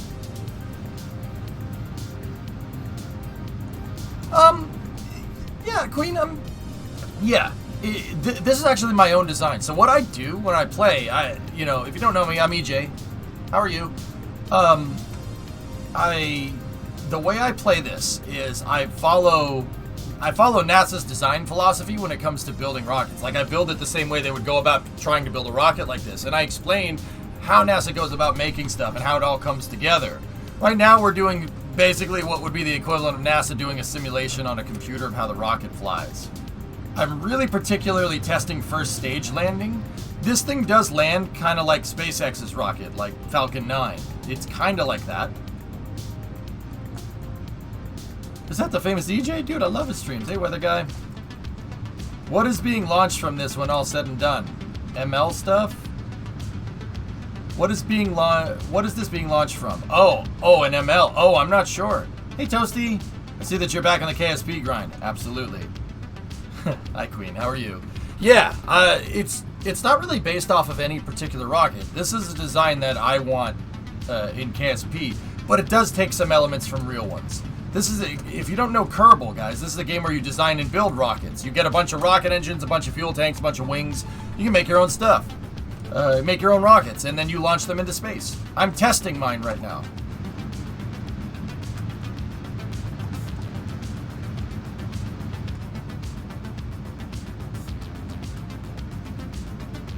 So, what I wanted to make sure we got right here was the separator. Okay, ready?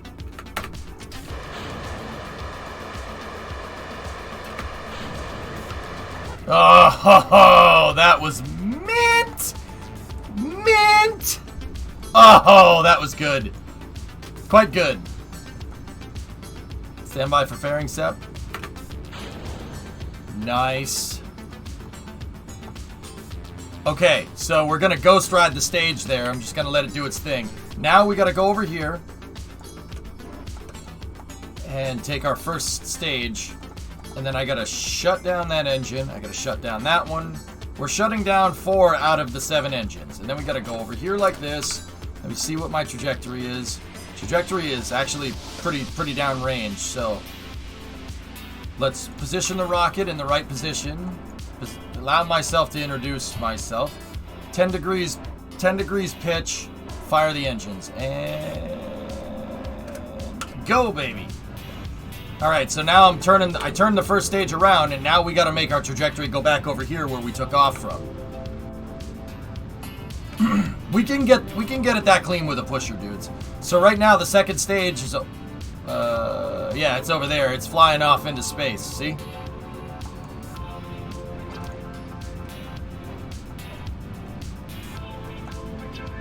I need this to be like right here.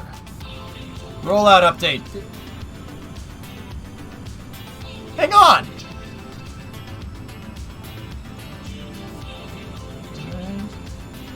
There. Okay, how much fuel do we have? 1,000. Okay, so now I'm gonna take the rocket.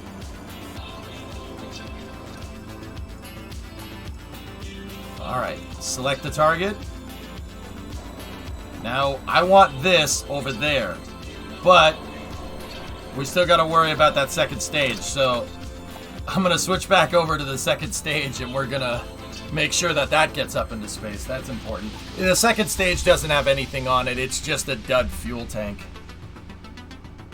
Yeah, a lot of you guys haven't seen how I do boost backs and landings. You never saw this way, because a lot of you guys are newer since Condor. Yeah, see, we put the 3 separator motors in. Now it really... I bet my angry slingshot bunny is faster. Maybe.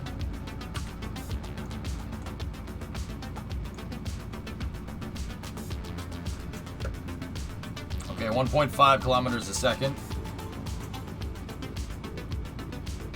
I'm not gonna do full circ this time.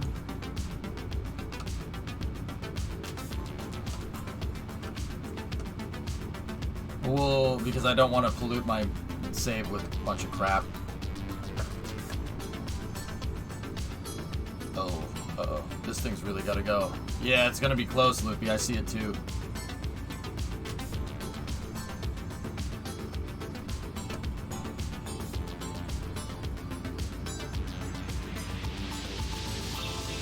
Yeah, this one would have made it.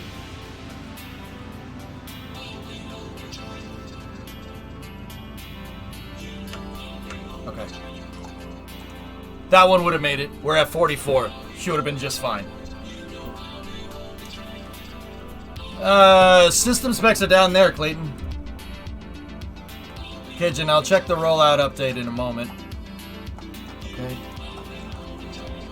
Discovery, go at throttle up. Caligulard, 76-month resub. Thank you. Actually, this one is looking very good.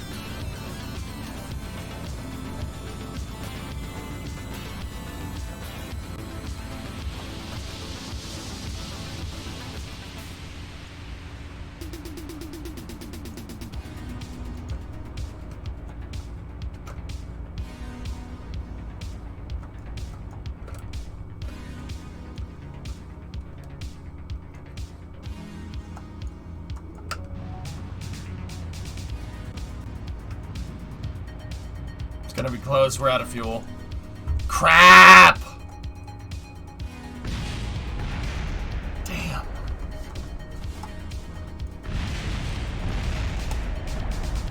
Huh. Boing. Boing. I forgot to enable the control surfaces, and that screwed with me at the end. I didn't enable the controllers. Damn! I started too early on the burn. Riv, I had enough fuel. I had enough. We had enough to land. I burned way too early.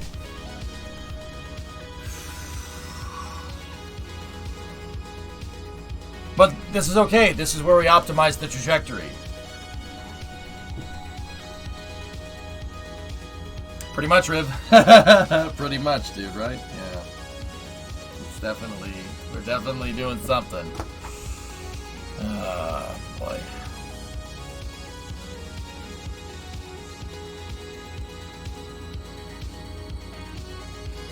I think I pushed that one way too far down range, to be honest.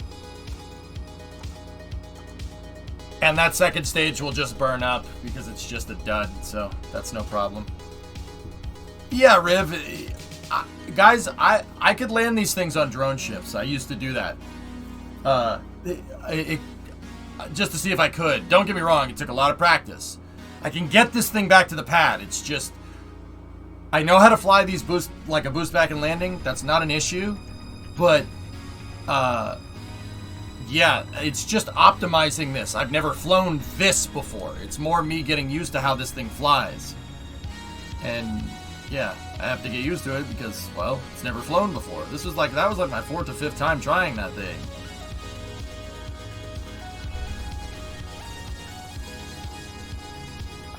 Yeah, passing. I gotta fly on a little bit of a steeper ascent. Yeah, I know, Moto Kid, right? I gotta, Novacon, you gotta go. I got a history and Irish exam in about 7.5 hours. Dude, seriously, go get some sleep. Wait, an Irish exam?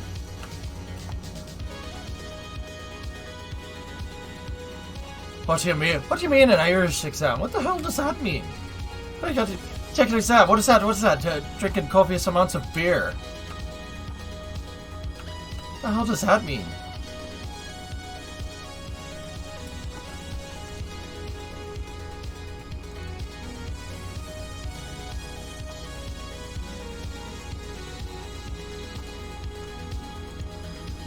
He means going to the pub and having a pint. Yeah, I guess that's what it means. I guess that's what that means.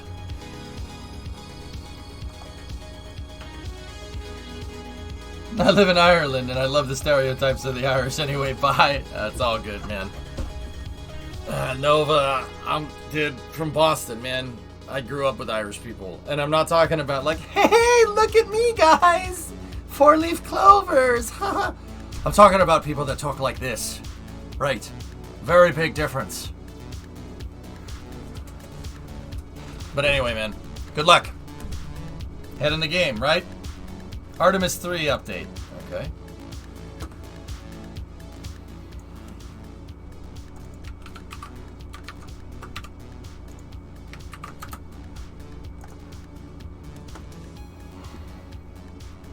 As we prepare for the Artemis 1 launch, progress is being made for future missions. NASA and Northrop Grumman recently finished manufacturing the 10 SLS rocket motor segments that will help launch Artemis 3. Oh. SRB trucks! And then, what was the other ones from Cajun? What do you got for me, buddy? Oh, I saw that. Oh, man. That's so cool.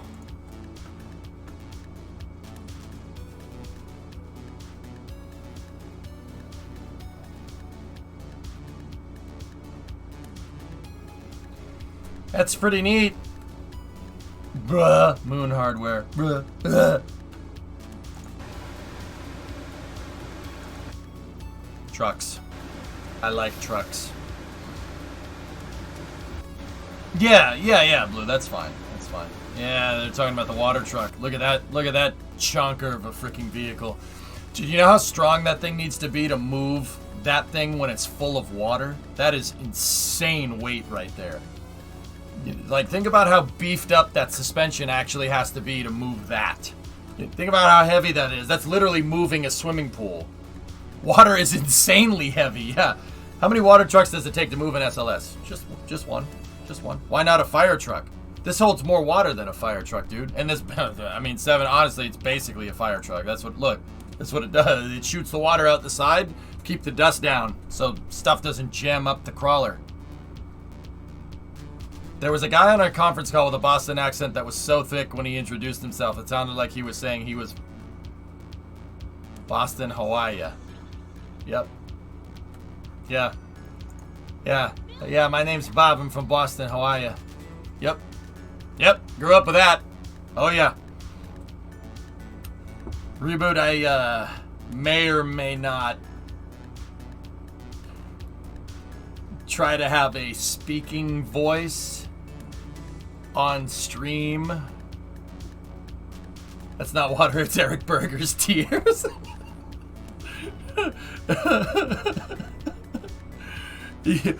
Just to avoid that, can you imagine on the internet? Oh, I'd get crap from all angles, man. I can't, Shaw. I can't do it. It's very strange. I can't do it if I try. Sometimes it slips out. But yeah. Why do fire trucks carry water and not fire? Because... Alright. Because yes. I thought you got crap on all angles. Yeah, we don't need to make it worse. We don't need to compound the crap, okay? It's like freaking Jurassic Park where Jeff Goldblum walks up. Oh, EJ, look. Oh, that's one big pile of crap. I'm like, oh, thanks. Yeah, you got smart park. You may have smart park, but you know what I have, Shaw? Yeah, your car may have smart park, but you park too close to me. You know what my car has? Smart key. Don't park this close to my damn car. I got smart key. You know what it does? Ruins your paint job.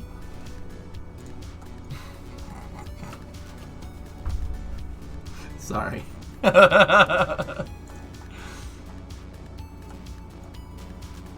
Alright. You from Missouri?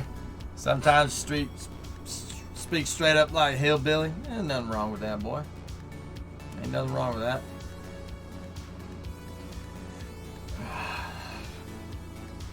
Wait, RDM, do you call it Missouri?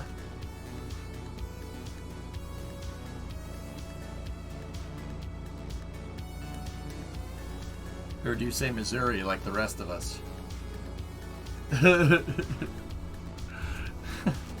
Missouri. I say Missouri. I don't know. Strange, man. On the internet, you just pick up weird accents from all over the place. So he's like, I'm from Kansas. That's how we say it.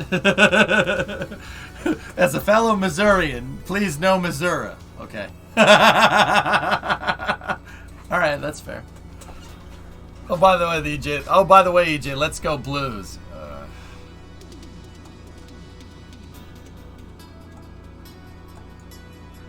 You know, saying that to me doesn't piss me off. I would have the same type of reaction if you walked up to me and said, "Hey, AJ, I'm stupid."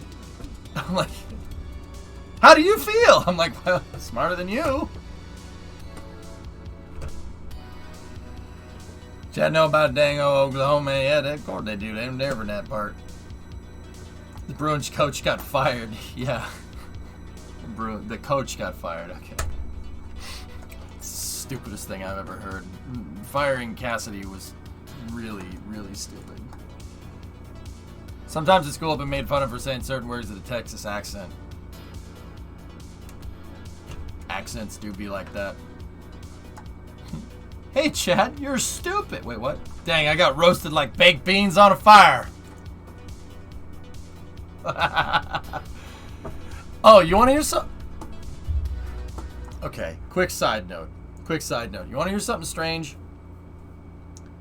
I was at the auto parts store the other day, and it was an auto parts store. It was an O'Reilly's. There's not many, very many O'Reilly's. I needed a part for the 97, right? And I walk in, and it's so stupid. All right, I walk in, and you know, there's a lady behind the desk. Hi, how are you? Yeah, hey, I need. I think I was looking for clutch master cylinder parts. This was a couple months ago, actually, when I had the clutch problems with the 97. And I go, yeah, hi, I would, I'm wondering if you have a clutch master cylinder for a 97 F250, right? And she was like, oh yeah, we have one in stock. Would you like me to bring it up to you? I go, yes, ma'am, thank you. And she goes, do you want to buy, you have the warranty? And I go, no, ma'am, I'm good, thank you very much. And she's like, wow, you must be from the South or something. You didn't grow up around here. I'm like, what? She's like, nobody around here says ma'am and sir and stuff. I'm like, what? I'm like, I grew up down the street. What are you talking about? She was like, really? She goes, you're not from the South at all? I'm like, I went to school I went to college in Florida, but that was like 15 years ago. She goes, oh, that explains it. Here's your parts. I'm like, the hell just happened? I was like, what the hell? What just happened? She wanted insults, apparently. That's the funny part. That's the funny part, because that's the norm. Frick you, give me my damn cop hat, you freak. Like, that's so stupid. I'm like, alright. Too polite. Like, what? I don't know, man. I don't. Is there a lesson to learn here? I don't know if there's a lesson to learn here or not, but whatever. Hey, you lady, get me my freaking car parts.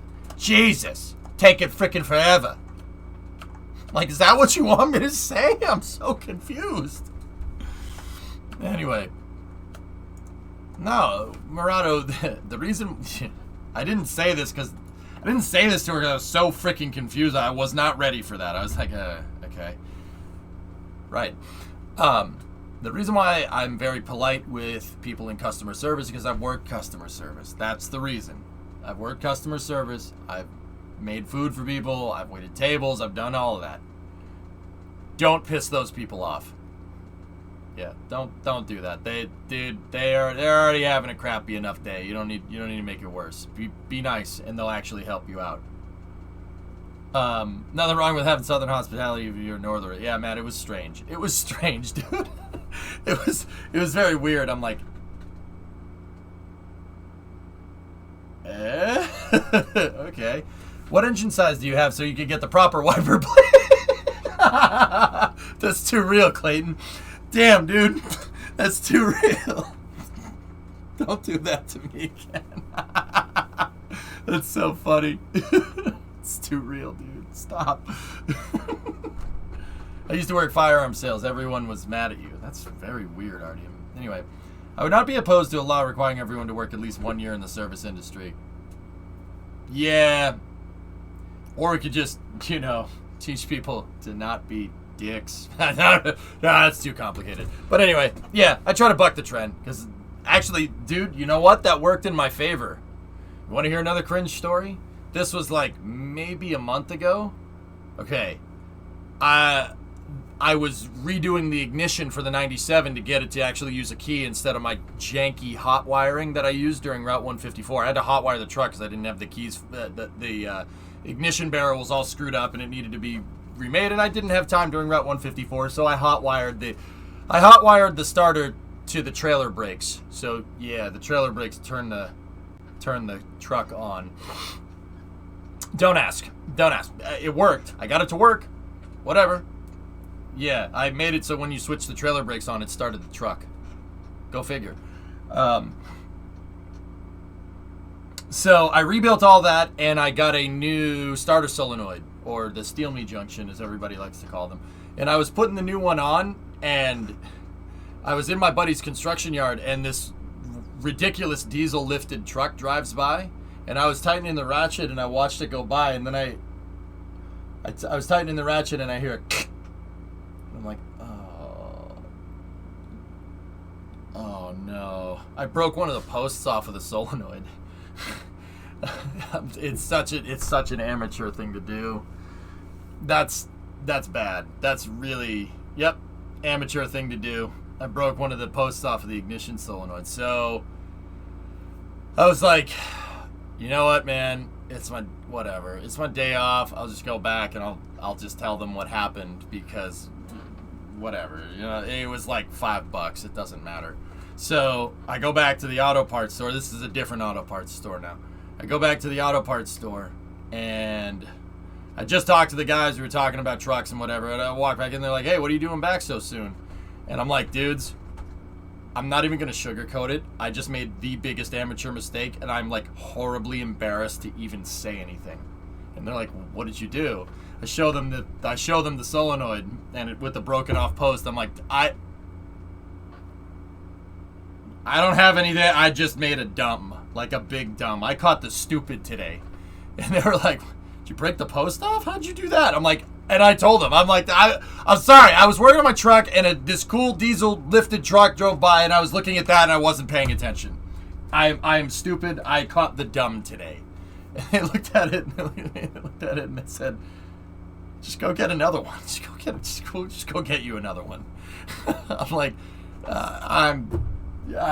what? Wait, what? You're gonna get me another one? They're like, yeah, just file this as a faulty part. We'll just trade it and just give you a new one for nothing. And I'm like, oh, you didn't need to do that. It's like $5. And the guy was like, you know what, man?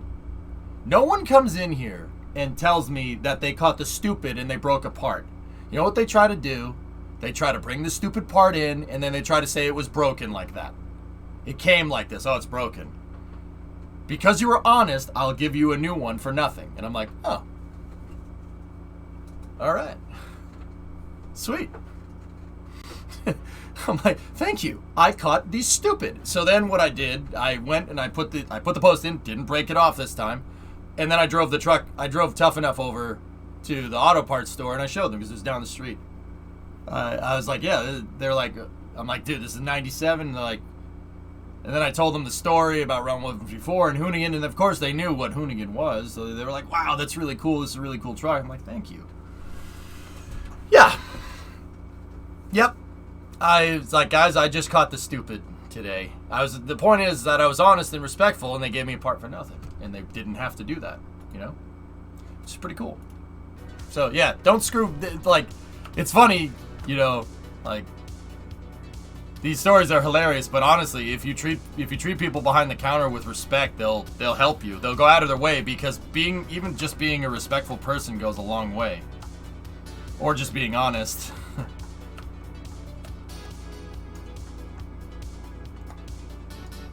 Yeah, Loopy, see. Loopy, you're on the tail end of that right now, or you're on the butt end of that right now, being behind the counter. Yeah.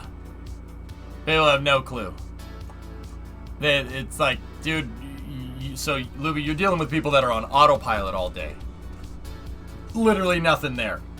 They're just on autopilot. They're not, yeah, they're just in the grocery store getting food and leaving. They're on autopilot. They don't want to talk. They don't want to do it. Yeah, you're learning that right now. It's fun, isn't it? You caught the stupid. I was born into it, molded by it. No joke. One picks up the replaced power steering cap for my S10. My cousin walked in and got distracted talking to him, and I walked out with the cap. Went back the next day, and they gave it to me for being honest. Yeah, there you go. Yep, there you go, Hilness. No, it works. In your brain, what's the most complex car thing you ever fixed? I rebuilt the entire steering column on the 97. Guys, new shims, new bearings, new everything. New ignition barrel, new ignition actuator. Like, I did it off stream though, T-Man, because I wanted to get the truck fixed, because at the time, I didn't really have a good place to stream because the other truck is in the garage and I don't have a garage, but that's changing very soon now. All right, off to D&D. All right, Artyom, see you, buddy.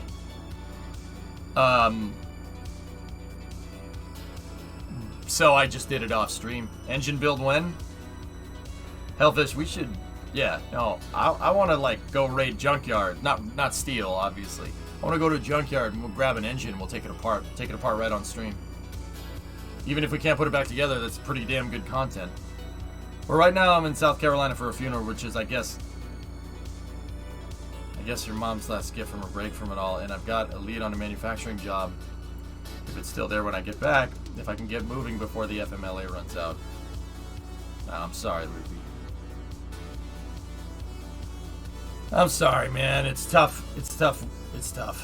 Dealing with death like that is a pain in the butt, but yeah. You seem to be taking it all right. Get yourself a dingleberry hone. We can do it. No. Dingleball hones don't do. No. You're gonna taper the bore, Healthish. Acute myeloid leukemia. Oh God. It's fine. Don't worry about it, man. It's okay. Sometimes swearing is warranted, right? Sometimes it's warranted. That's totally okay. Hey, Admit, what's going on? But yeah, hey, you need somebody to talk to, man. Don't be a stranger, okay? But you seem to be doing okay. Literally find a deathbed in a month. That's sad. That's really sad. Nah, Hellfish, you want to use a ceramic thingamajigger. I've read about this before. All the dingle ball is good for scoring the cylinder walls, but if you do it too much, you don't do it right, you can taper the bore. You don't want to do that. Tapering the bore on a car cylinder is terrible. If you really want to hone it to make sure that it's not convex or concave like this, or even if it is slightly tapered, you want to use, there's this other thing. I forget what it's called. It's got like 3 ceramic stones on it. 4 stones, 4 crates. And it just attaches to a drill bit and you just use motor oil and zzz.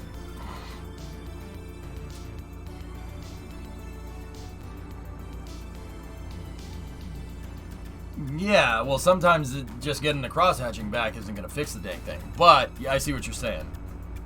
I think it's called a cylinder hone, Gecko. Yeah, I think you're wrong. I think you're right. I think you're wrong. No. Imagine, if you will, an 85 Subaru RX 4-wheel drive turbo with a Megasquirt ECU, 40 EDS crank ignition, Chevy alternator, Ford Thunderbird intercooler running 15 PSI.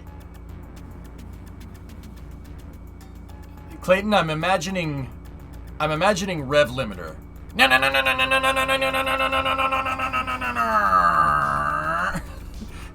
I'm imagining rev limiter, dude. That's cool. Actually, you know what's funny, Lynn? I saw a Brat this weekend. Freaking Subaru Brat. I'm like, what the hell? With the jump seats in it and everything, dude. Do you watch Power Nation? I do, Tom. Yes. I saw a freaking Brat in the wild. I couldn't believe it. I'm like, what the frick is this?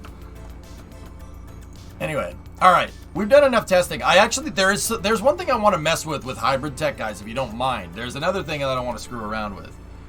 If they're still looking for applicants, literally the foreman was in the shop. I was talking about how she can't get people that pass a drug test. I can pass a drug test and I haven't even had any MSC coming up. I really wanted to play Kerbal tonight, Tron, but I will bring MSC back into the fold. Was it brown? It was like dark red, Ernock, with a white stripe. Like almost Starsky and Hutch, but not the right color.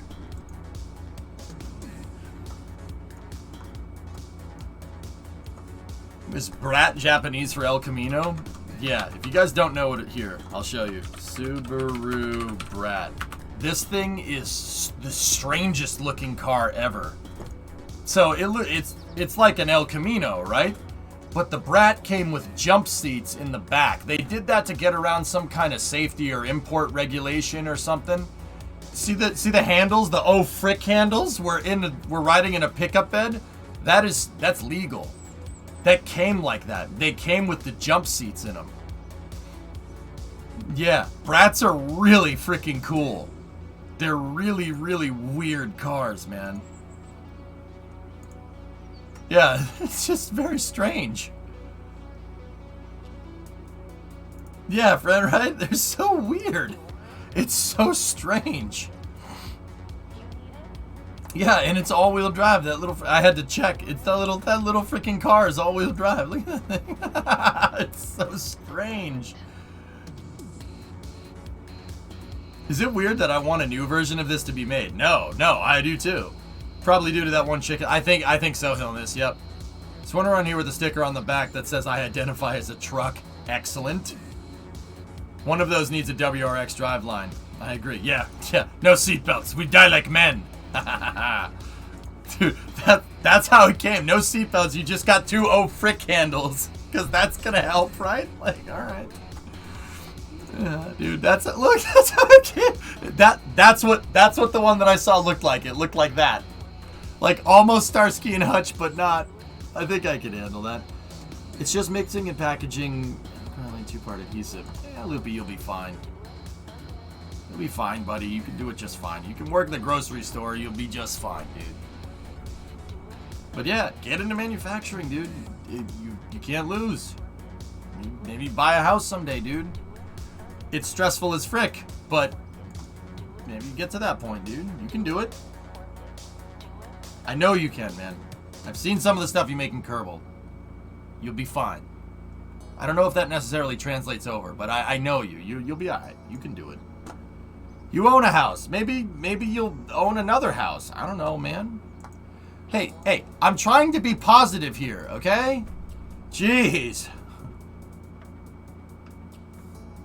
If you build an engine, we can move on to building a tiny rocket engine. Well, Hellfish,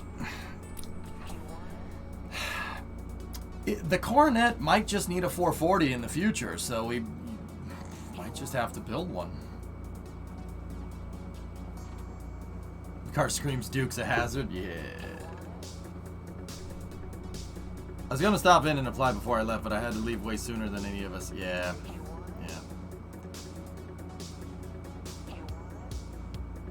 I own a house, I just don't own the land it sits on, but you own the house. What do 440s get punched out to? Oh, no. You don't need to punch it out. You don't need to punch the 440 out, Hellfish. They have a stroker kit. There's a 440 stroker kit that ups the displacement to 512.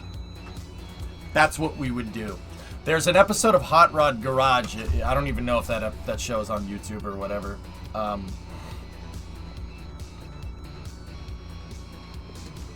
Did you say stroker?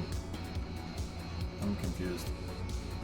Oh, stroked out too. I'm stupid, man. I'm starting to get tired. Maybe I should stop. Yeah, it goes out to 512 with the stroker kit. Yeah, sorry. 512 stroker in the Coronet. Yeah. Can you imagine? You know? I saw this on the road yesterday. Ah, Firebird. Thunder Chicken. Very nice, T-Man. Alright, fellas. We did a lot of work in Kerbal today. With a cam. Yeah, of course. Is the 351 going to stay, or are you thinking just to rebuild an EFI for the truck? Well, the funny thing about 351s is you can put a stroker kit in that too and punch them out to like 406 or a knock. That's the end of the sentence. Yep. 600 wheel horsepower, easy, and it'll drive like stock. Oh yeah. So Jay, threw the 440s and 727 in the race truck, immediately blew the trans pump apart somehow. I think it was a set of bad gears. Pulled the transmission, sent it out, threw it all back together, and now it's amazing. Yep. It's a 408, yeah. That's the kind of stuff I'd like to do, Hellfish. I mean, engine rebuilds are a little ways off because, yeah, I have to make sure that we don't have any surprises even when we move. Moving's going to get expensive, but it's okay. You build a 454 small block. I know a guy with a notch bat that had a 408 Cleveland in it and an F1R blower. Yeah, that's a Clevo, though. A little bit different. Anyway, fellas, I'm getting a little bit tired. I've been packing, and then I had to get up this morning and go over and do some errands. So, I'm gonna call it right now. Don't get me wrong. I'm trying not to get into a habit of ending the stream at 9:30, but this is gonna get the next couple weeks are probably going to get a little insane with closing and packing and all this other stuff. So we got some good MLV progress done today. So I'm going to call it here, and yeah, we'll go from there. Once again, I'm not. If you think like, oh, EJ keeps ending really, really early, nah, trust me, it's just because I'm doing a lot of real life stuff now with the house. Like, I have to do errands before the stream. I have to go do this, that, and that. Yeah. Like, the time that I'm, like, I have to add more errands because I have to pack everything, dudes. So I have to pack everything. My errand times get displaced, so I have to lose sleep over it. Blah blah blah. But don't get me wrong. This is not a habit. I'm not going to get into doing this. I'm not going to get into just popping in for like and leaving at 9:30. It's just kind of how crazy stuff is right now. So let's see who's streaming. Let's see if we can go check out who we can raid. Let's pay the raid forward. We got raided by Rocket Sage today. We got raided by Paul Scambates. We got raided by everybody. I really appreciate it, guys. Thank you very much.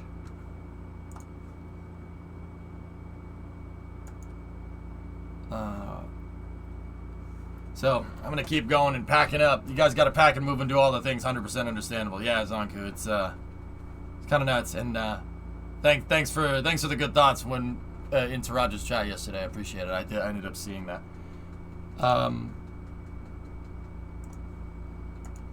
It actually said F250. What's that, Cyborg? Yeah, nice. I was gonna see. So Italics is streaming. I was actually gonna raid Tozzle because I haven't raided her in a long time. That's who I had keyed up. I mean, we were talking about cars, so we could go see what Haas is doing. He's doing some GTA RP. Tozzle is streaming, but oh, he's right. Okay, he's doing car stuff. All right, you hooked me on the car stuff, Bree. Let's go. Let's go see what Haas is up to, guys. Tozzle is also streaming, and she's a fantastic streamer. And she's just a Maple Leafs fan, which is just kind of. She'd probably punch me in the face for saying that. Go see what Haas is up to, guys. I'm gonna go pack and catch some Z's eventually at some point. Thank you very much for watching, everybody. And I'll talk to you guys. She's a Leafs fan? I'll talk to you.